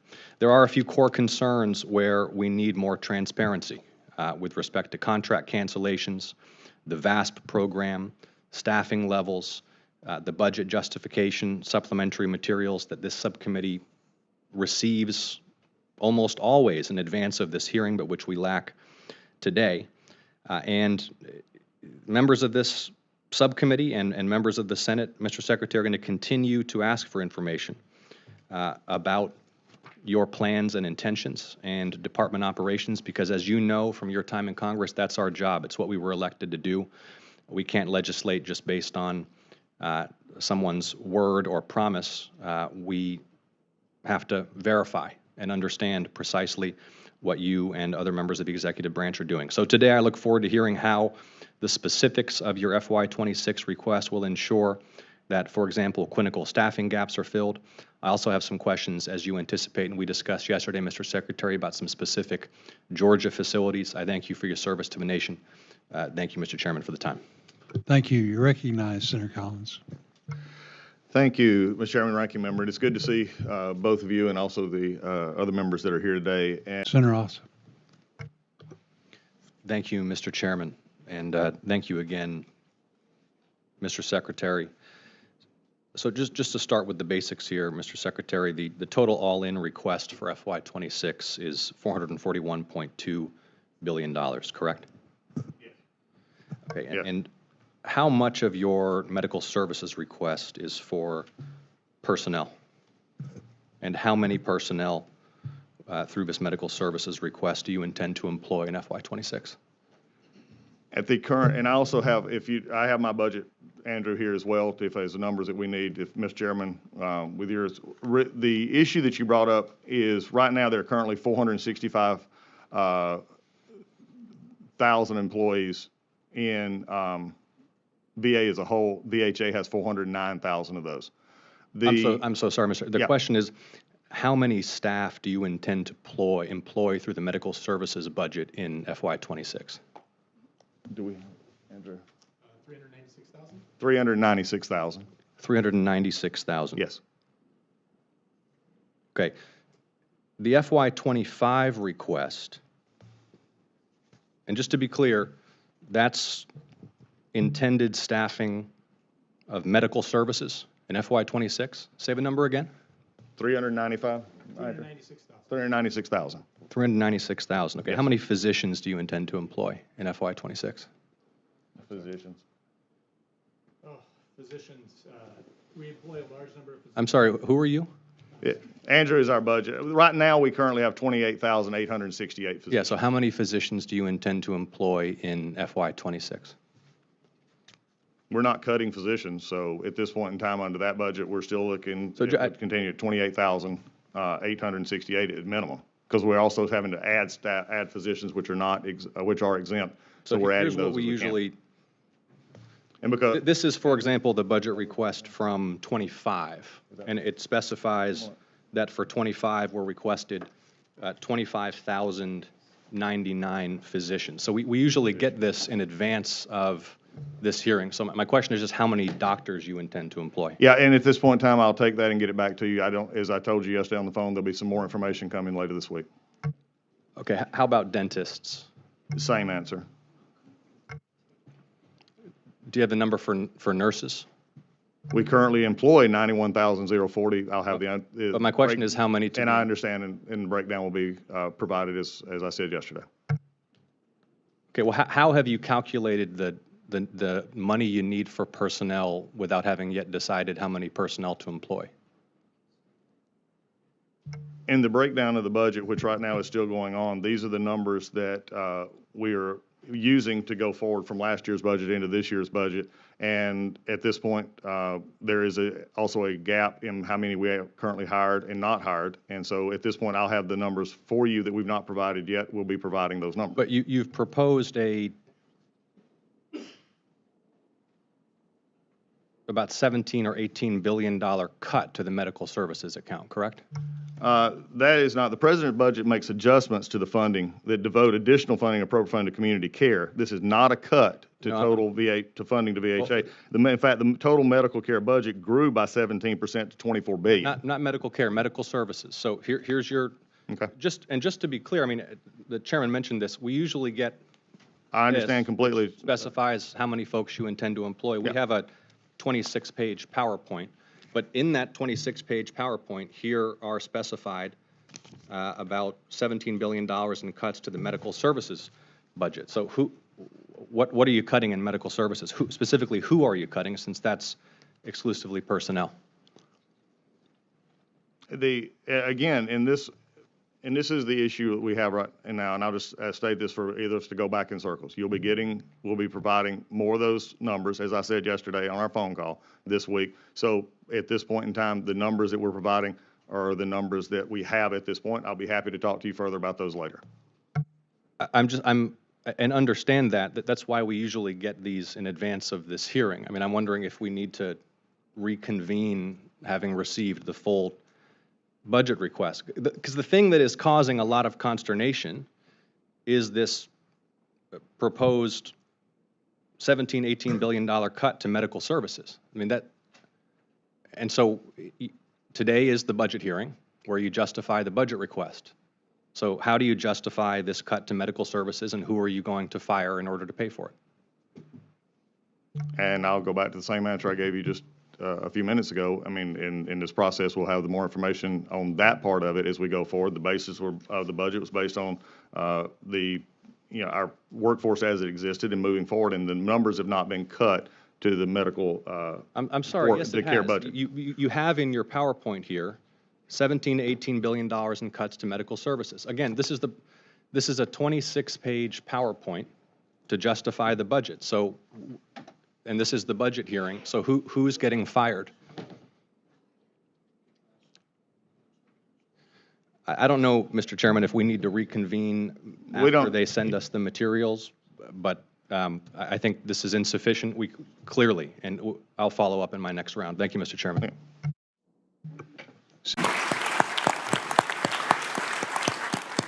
Thank you, Senator. Senator Ossoff.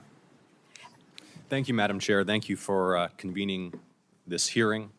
It's powerful to be in the presence of so many young people.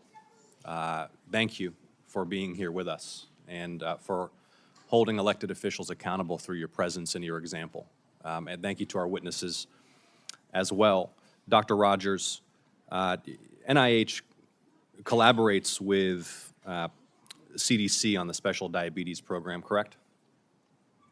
That's correct, Senator. And have you had positive working relationships with many of your colleagues at the CDC? Very positive relationship. I mentioned one earlier on, the search for diabetes in the youth, which has been funded through this special diabetes program.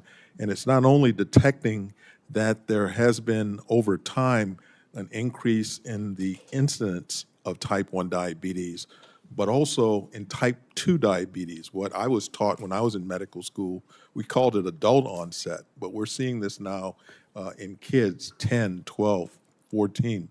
And that would not be possible without the collaboration that's long-standing now with the Centers for Disease Control. And appreciate your work at NIH. And the CDC does vital work for the nation, yeah? Correct. And I know, Dr. Rogers, you don't produce the budget request, so this is not directed at you personally. But I want to raise once again for the committee and the public my bitter opposition to the Trump administration's proposal to cut the CDC budget by more than half in fiscal year 26, which will have a devastating impact on epidemiological defense and health research to defend the American public from deadly diseases. And I would note, Madam Chair, that the administration's budget request proposes to eliminate entirely the CDC's diabetes division responsible for data collection and research, and to eliminate entirely the CDC's division of nutrition, physical activity, and obesity. And I will fight this effort to destroy the CDC with everything I have as a member of the United States Senate. And if we, on a bipartisan basis in the Senate, do not defeat this effort to gut the CDC, the American people will pay for it in lives, in suffering, for decades to come. And I want to thank you again, Dr. Rogers, for your work at the NIH, and respectfully request your assurance that any information that the committee may need in order to better understand your activities and also your collaboration with the CDC and the vital role that the CDC plays in defending the nation, you'll provide to the best of your ability to this committee. Do I have that assurance? You have it, Senator. Thank you, Dr. Rogers. I want to ask you also about ensuring that diverse communities across the United States have access to information and treatment.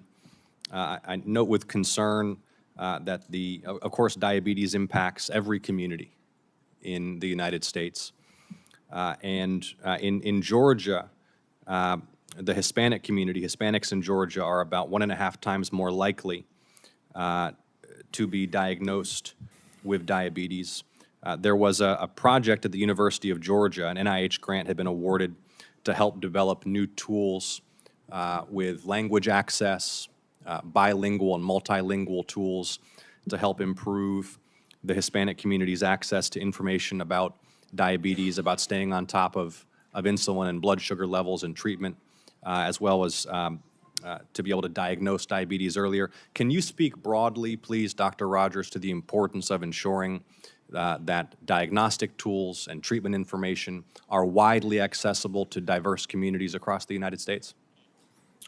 Well, I would say that goes without saying that my current director has mentioned that at his hearing, that we want to make sure that advances in medical treatments serve all communities. Thank you, Dr. Rogers, and I'll be following up with the director's office about this canceled grant to the University of Georgia. Again, I know that's not your decision and your prerogative, but appreciate your work on behalf of the American people and your presence here at the hearing today. Thank you. Thank you. Thank you, Madam Chair. Thank you. Thing we have, and we voted no. We put Georgia first, Savannah.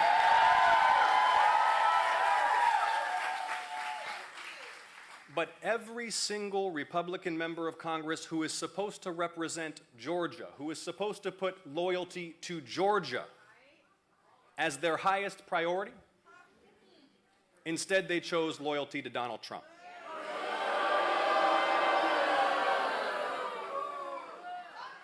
Think about this. They're destroying the Medicaid program when 40% of all kids in Georgia are covered by Medicaid.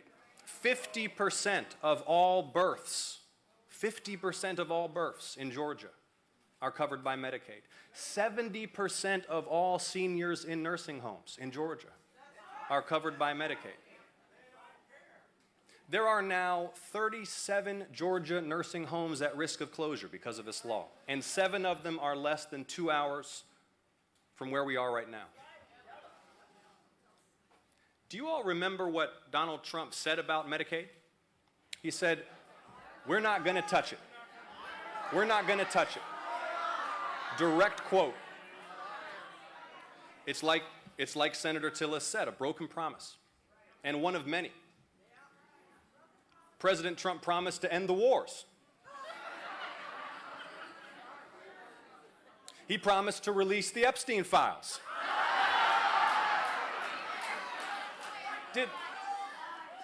Did anyone really think the sexual predator president who used to party with Jeffrey Epstein was going to release the Epstein files?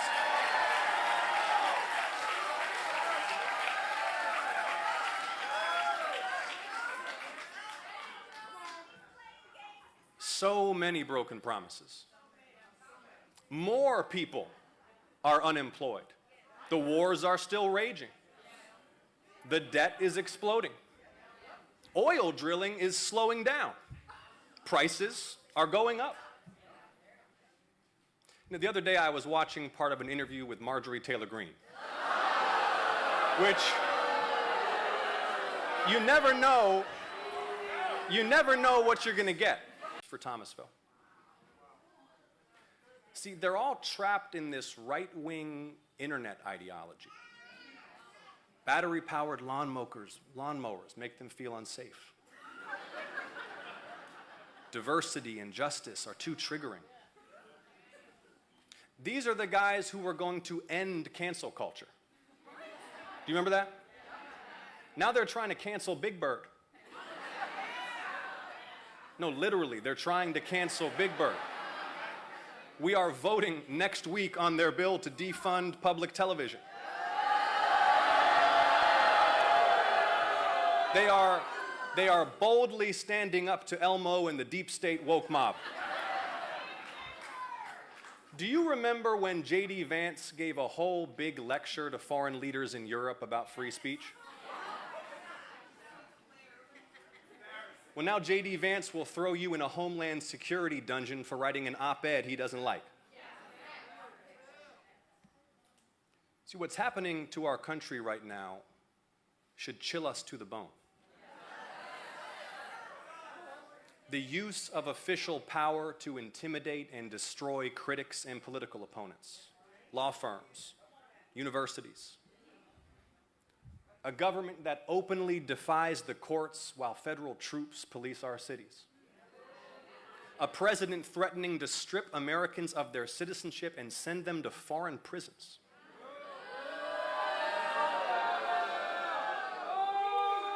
Before you elected me, I led a team that exposed corruption and war crimes all over the world. And we worked in places where criticizing the government is dangerous, where whistleblowers and witnesses have to meet in secret, where protest carries the risk of prosecution.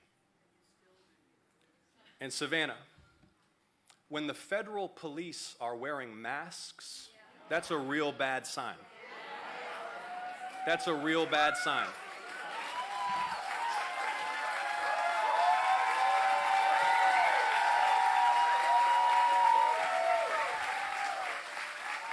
Because fear is the currency of tyranny.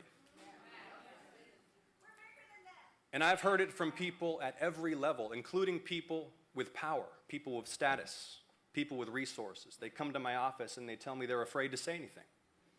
They're afraid of retribution, investigation, destruction, vengeance from their own government. Grades for Thomasville. See, they're all trapped in this right-wing internet ideology. Battery-powered lawnmowers make them feel unsafe. Diversity and justice are too triggering. These are the guys who were going to end cancel culture. Do you remember that? Now they're trying to cancel Big Bird. No, literally, they're trying to cancel Big Bird. We are voting next week on their bill to defund public television. They are boldly standing up to Elmo and the deep state woke mob. Do you remember when J.D. Vance gave a whole big lecture to foreign leaders in Europe about free speech? Well, now J.D. Vance will throw you in a Homeland Security dungeon for writing an op-ed he doesn't like. See, what's happening to our country right now should chill us to the bone. The use of official power to intimidate and destroy critics and political opponents, law firms, universities. A government that openly defies the courts while federal troops police our cities. A president threatening to strip Americans of their citizenship and send them to foreign prisons.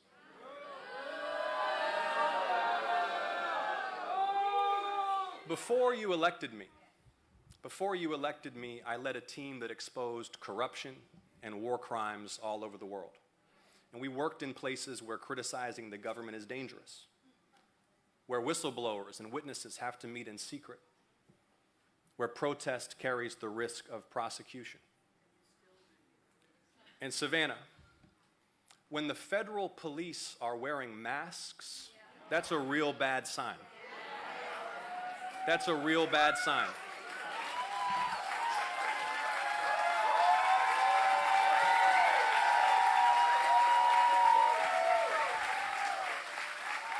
Because fear is the currency of tyranny.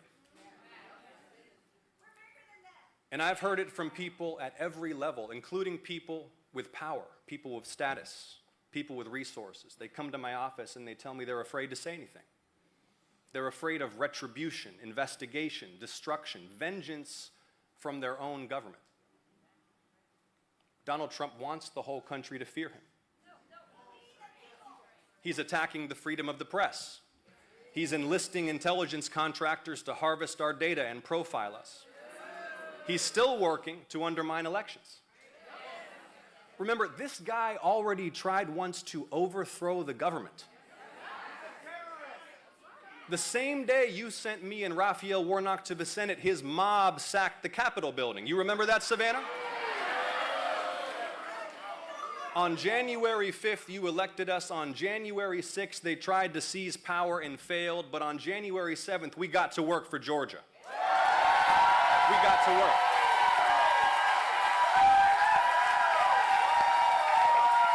We got to work. We capped the price of insulin for seniors.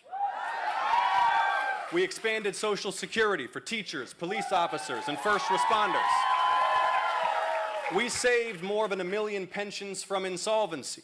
We delivered the biggest investment in HBCUs of all time, Savannah.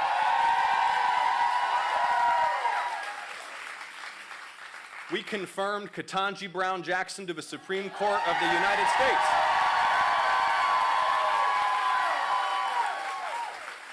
We upgraded infrastructure in every part of our state. We unleashed a manufacturing renaissance, creating jobs here in coastal Georgia and statewide. And none of that would have happened without Georgia. None of that would have happened without you, Savannah. You did that.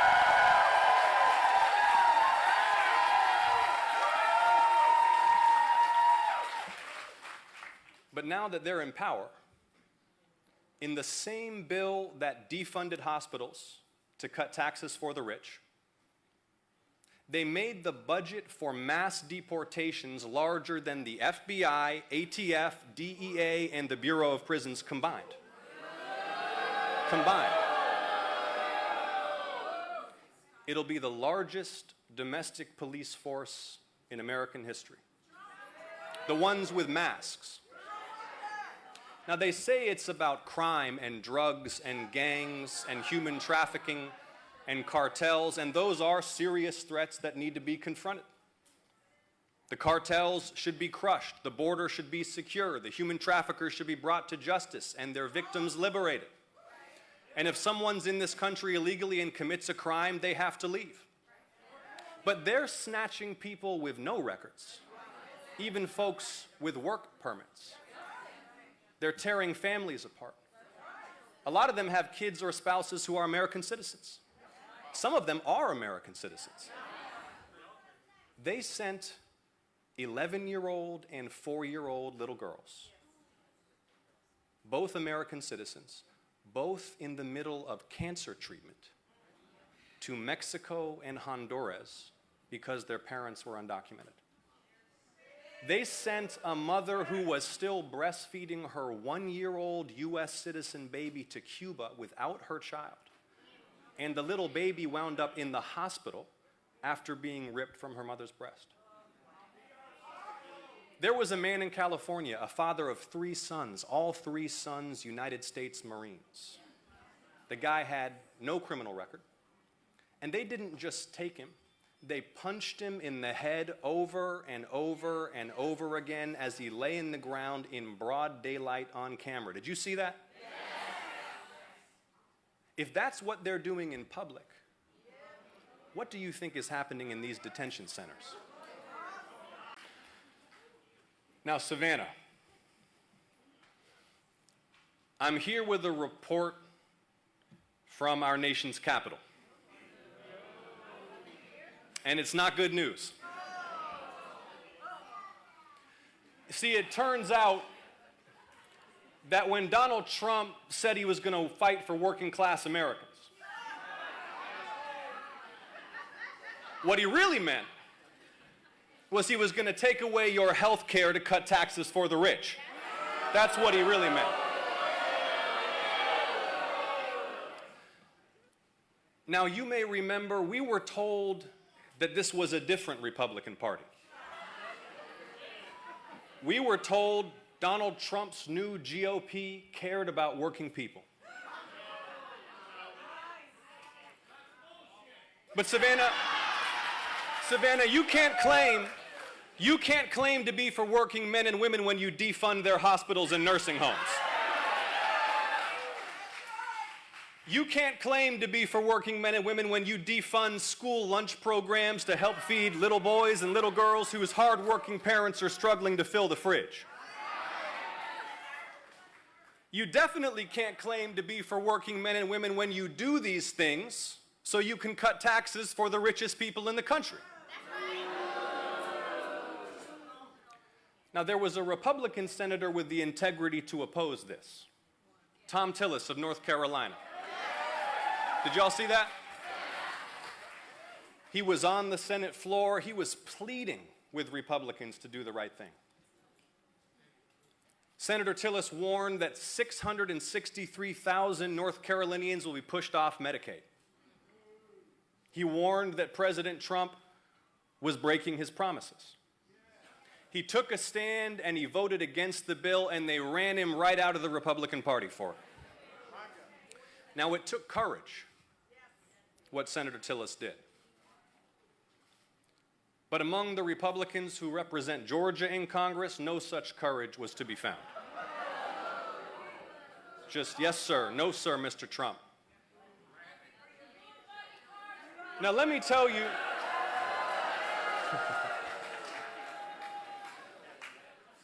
let me just tell you what it was like in Washington these last 6 months. See, we had the leaders of Georgia's clinics and hospitals and nursing homes, caregivers for seniors and the disabled, nurses and doctors, teachers and school principals, the folks who run food pantries. They all came up to Washington and they begged Georgia's representatives in Congress. They said, please don't do this. They said it's going to be devastating for health care and kids and seniors. And I want you to know, but Senator Warnock and I, we listened.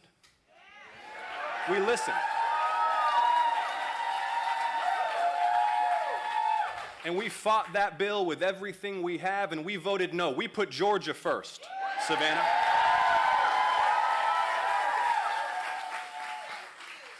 But every single Republican member of Congress who is supposed to represent Georgia, who is supposed to put loyalty to Georgia as their highest priority, instead they chose loyalty to Donald Trump.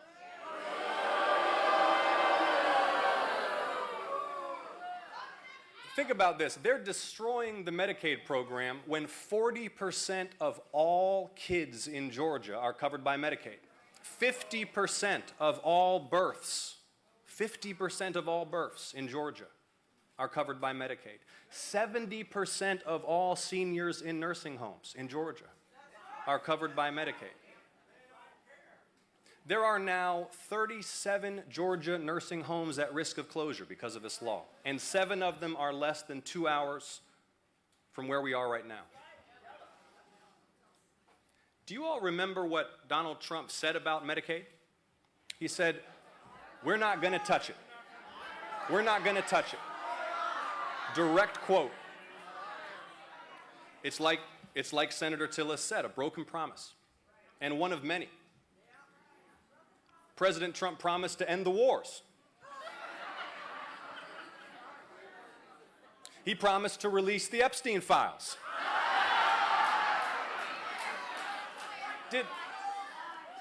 Did anyone really think the sexual predator president who used to party with Jeffrey Epstein was going to release the Epstein files?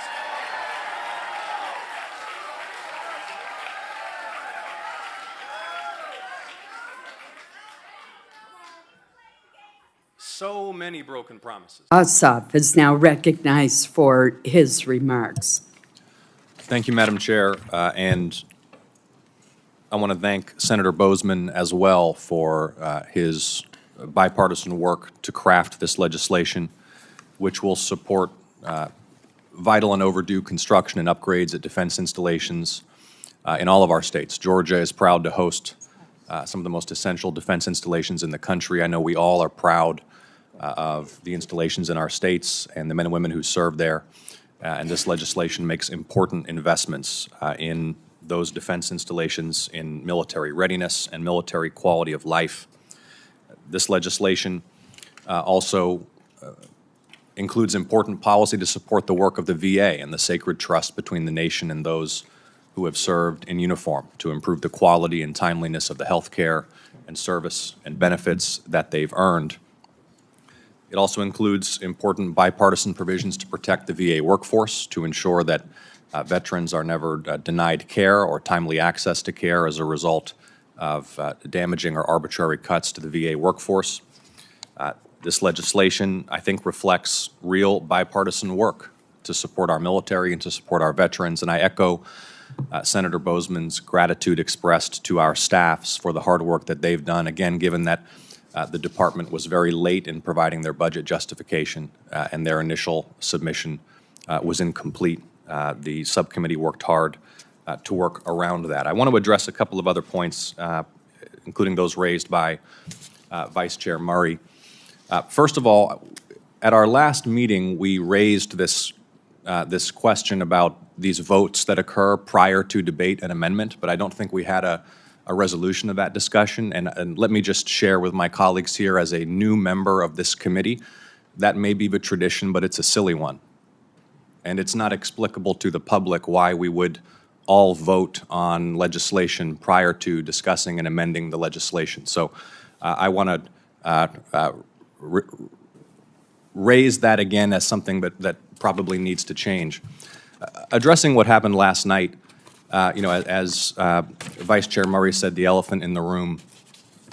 If the Senate is going to have a serious appropriations process that requires 60 votes to pass bipartisan appropriations measures, but then partisan rescissions undo the work that we've done together, it's obviously deeply corrosive to this process. I fear that the enduring legacy of the Appropriations Committee in the 119th Congress may be the destruction of the bipartisan appropriations process if we accommodate the executive branch's demand that on a party line basis we rescind funding that we have agreed to on a bipartisan basis. Particularly where, as we saw last night in the political pressure cooker that we're in, even senators who have policy convictions that would lead them to oppose provisions of those rescission packages are unwilling to offer amendments or support amendments consistent with their views. How are we going to continue like this? It's something that this committee needs to grapple with seriously. But this legislation reflects serious bipartisan work to support America's veterans and defense installations. I thank colleagues for their support of this legislation. I hope that we can continue working toward the floor to pass appropriations measures that are in the national interest. And I yield. Thank you. Chair recognizes Senator from Georgia. Mr. President, could I ask for order in the chamber?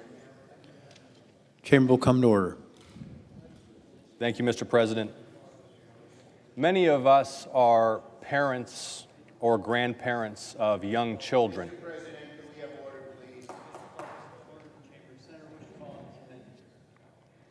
Thank you, Mr. President. I call up my amendment number 2896 and ask that it be reported by number. Clerk will report.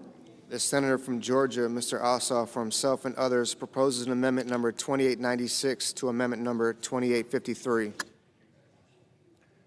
Thank you, Mr. President. Mr. President, many of us in the Senate are parents or grandparents of young children. This is Abdullah. He was 1 year old, starving in a war zone in Yemen until his life was saved by emergency rations sent by the American people through UNICEF. This bill ends the entire direct American contribution to UNICEF. Are we so calloused by politics that we would make this grievous and avoidable error, moral error? Do we believe it is the will of our constituents that children like Abdullah should die? We are United States senators with the power through this vote to save children's lives and to spare their parents the heartbreak of a small child's death. Vote aye.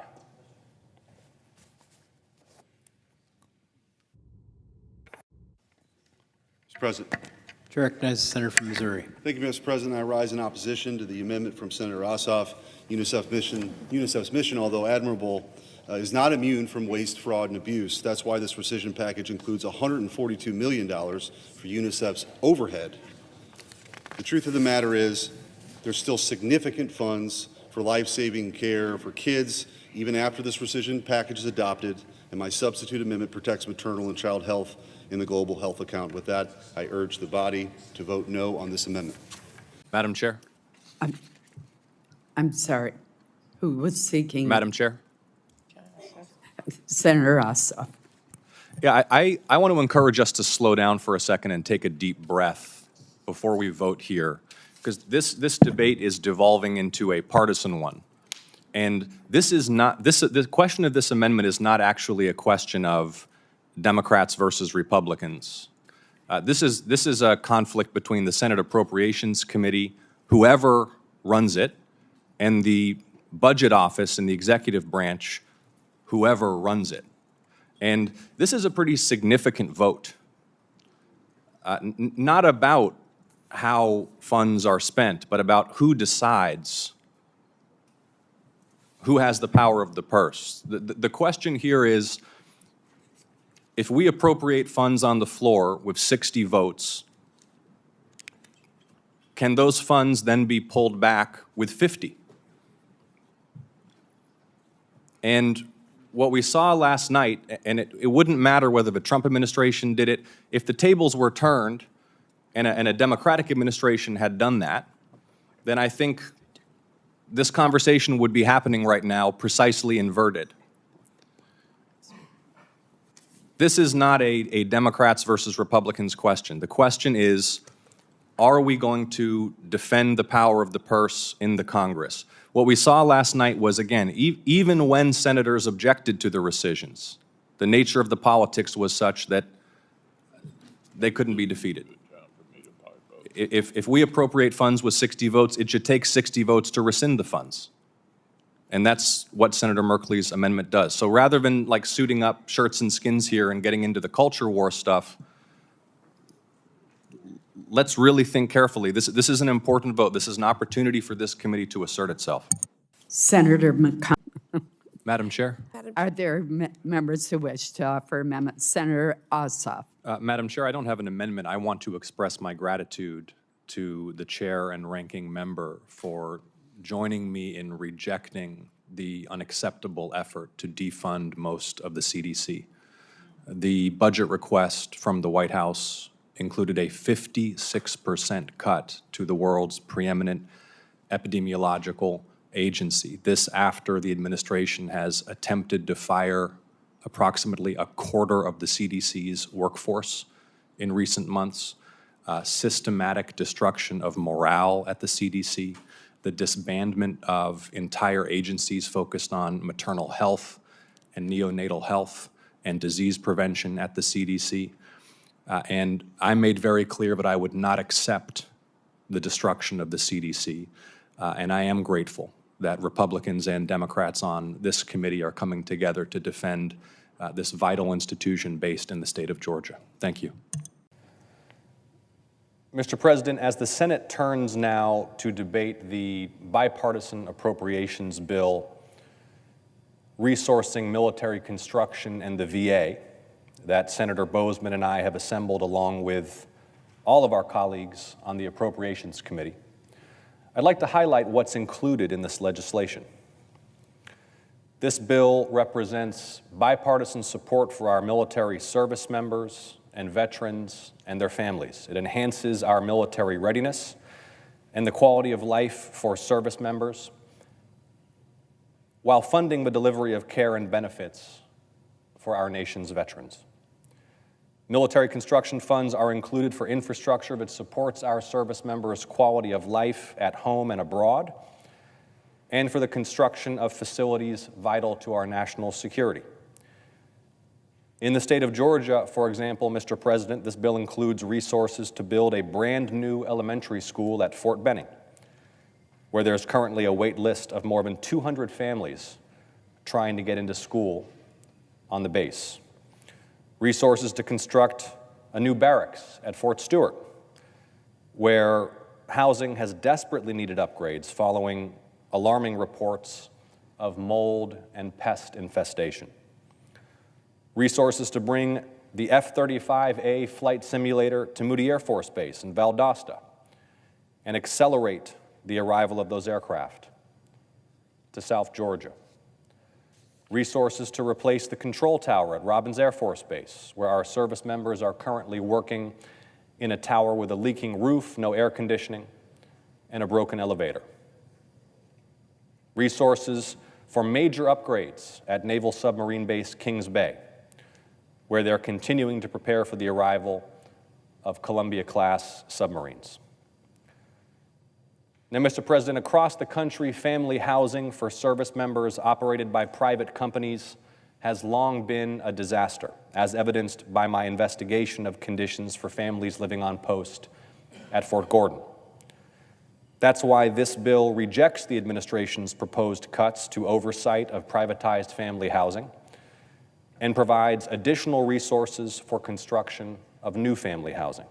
These are young men and women, as you well know through your service, Mr. President, many of them 19, 21, 23 years old, who sign up to serve not for money or for glory, but out of their love for our country. Their entire families make sacrifice on behalf of our nation, and they should not have to sacrifice safe, clean housing and high-quality schools. For years, the department has neglected quality of life and health and safety for enlisted service members, and that neglect extends to those service members' families. But this bill provides necessary and overdue investments in military quality of life. Now, Mr. President, to the VA. Let's be clear that these programs, services, and benefits are not a giveaway. They are the nation's obligation to those who have put their lives and their health on the line and made tremendous sacrifices and family sacrifices in defense of the United States. For the VA, this bill provides resources to support health care for more than 9.2 million veterans and disability benefits to nearly 7 million veterans, survivors, and their families. And instead of continuing senseless mass firings of VA personnel, this bill provides funding so that the VA can recruit and hire to fill long-term clinical vacancies that are contributing to long wait times for care in Georgia and across the country. Asserting our constitutional power of the purse, this bill mandates specific funding levels for rural health, women's health, caregivers, research, and veteran homelessness prevention programs. In some cases, including required spending levels for those programs for the first time in legislative history. It also provides funding for the VA to address the claims backlog related to toxic exposures and the implementation of the PACT Act, to continue providing education benefits to veterans, and to help secure VA home loans. All of these critical resources, Mr. President, will better ensure that our nation's veterans receive the care and benefits they've earned through their service. This bill also provides necessary funding for the American Battle Monuments Commission, the U.S. Court of Veterans' Appeals, and the Armed Forces Retirement Homes, as well as Arlington National Cemetery. As ranking member of the subcommittee, I was pleased to work closely with Chairman Boozman to build a strong bipartisan bill that reflects input from colleagues on both sides of the aisle, not just on the Appropriations Committee, but across the entire Senate. And I thank Senator Boozman for his collaboration, for his bipartisan work in good faith, and I extend that gratitude to Senators Collins and Murray. Every senator in both parties has had the opportunity to advocate for their state's interests and priorities. And Chairman Boozman and I worked together to address, to the best of our ability, every senator's needs and concerns. Now, this bill earned bipartisan support in the Appropriations Committee because it equips the VA to make good on America's sacred promise that our service members and veterans will have the resources and support they've earned through their service to our country. I encourage colleagues to come and speak with me directly about any questions or concerns about this legislation so that we can set up votes and get this bill passed in the Senate as swiftly as possible and ultimately enacted into law. This is a bipartisan bill that was built through thoughtful deliberation, hard work, and compromise. That is how the appropriations process should work, not on the basis of party line, but in the spirit of bipartisan collaboration in the national interest. So let's deliver for the American people, the people of Georgia, our service members, military families, and veterans with the resources they need on time, responsibly, and on a bipartisan basis. I urge a yes vote to proceed to the bill. Thank you, Mr. President. I yield the floor and note the absence of a quorum. Good morning, everyone. Thank you, Senator Murphy. Thank you to my colleagues. Thank you to the hosts of today's event. Mr. Kennedy never should have received so much as a hearing in the United States Senate. So obviously unqualified and unfit for this office is he. He never should have been confirmed by the United States Senate, and he needs to resign. It is one thing to be a skeptic or a reformer. It is quite another to be a fool and a wrecking ball. And the destruction of the CDC in Georgia, the systematic dismantling of American public health is putting children and families across the country at risk every single day. This is chaos. It is out of control. And every day this continues, more and more Americans are put at risk by Mr. Kennedy's radical and incoherent ideology. I defend the CDC not just because those who work there are my constituents, but because it is the most important disease-fighting agency not just in the country, but in the world, with unmatched capabilities and responsibility. And the CDC has been systematically demolished since Mr. Kennedy was sworn in. Agency morale is at rock bottom. A quarter of the workforce has been pushed out. It is an agency known for its tenacity and precision and capacity that is now totally in chaos by design. And every day this continues, the damage is compounded. It is time for Mr. Kennedy to resign. He has demonstrated his incompetence. This is gross mismanagement, unforgivable mismanagement that cannot continue. And I join my colleagues today in calling for the Secretary's resignation. Thank you all so much for being here. Thank you for your time.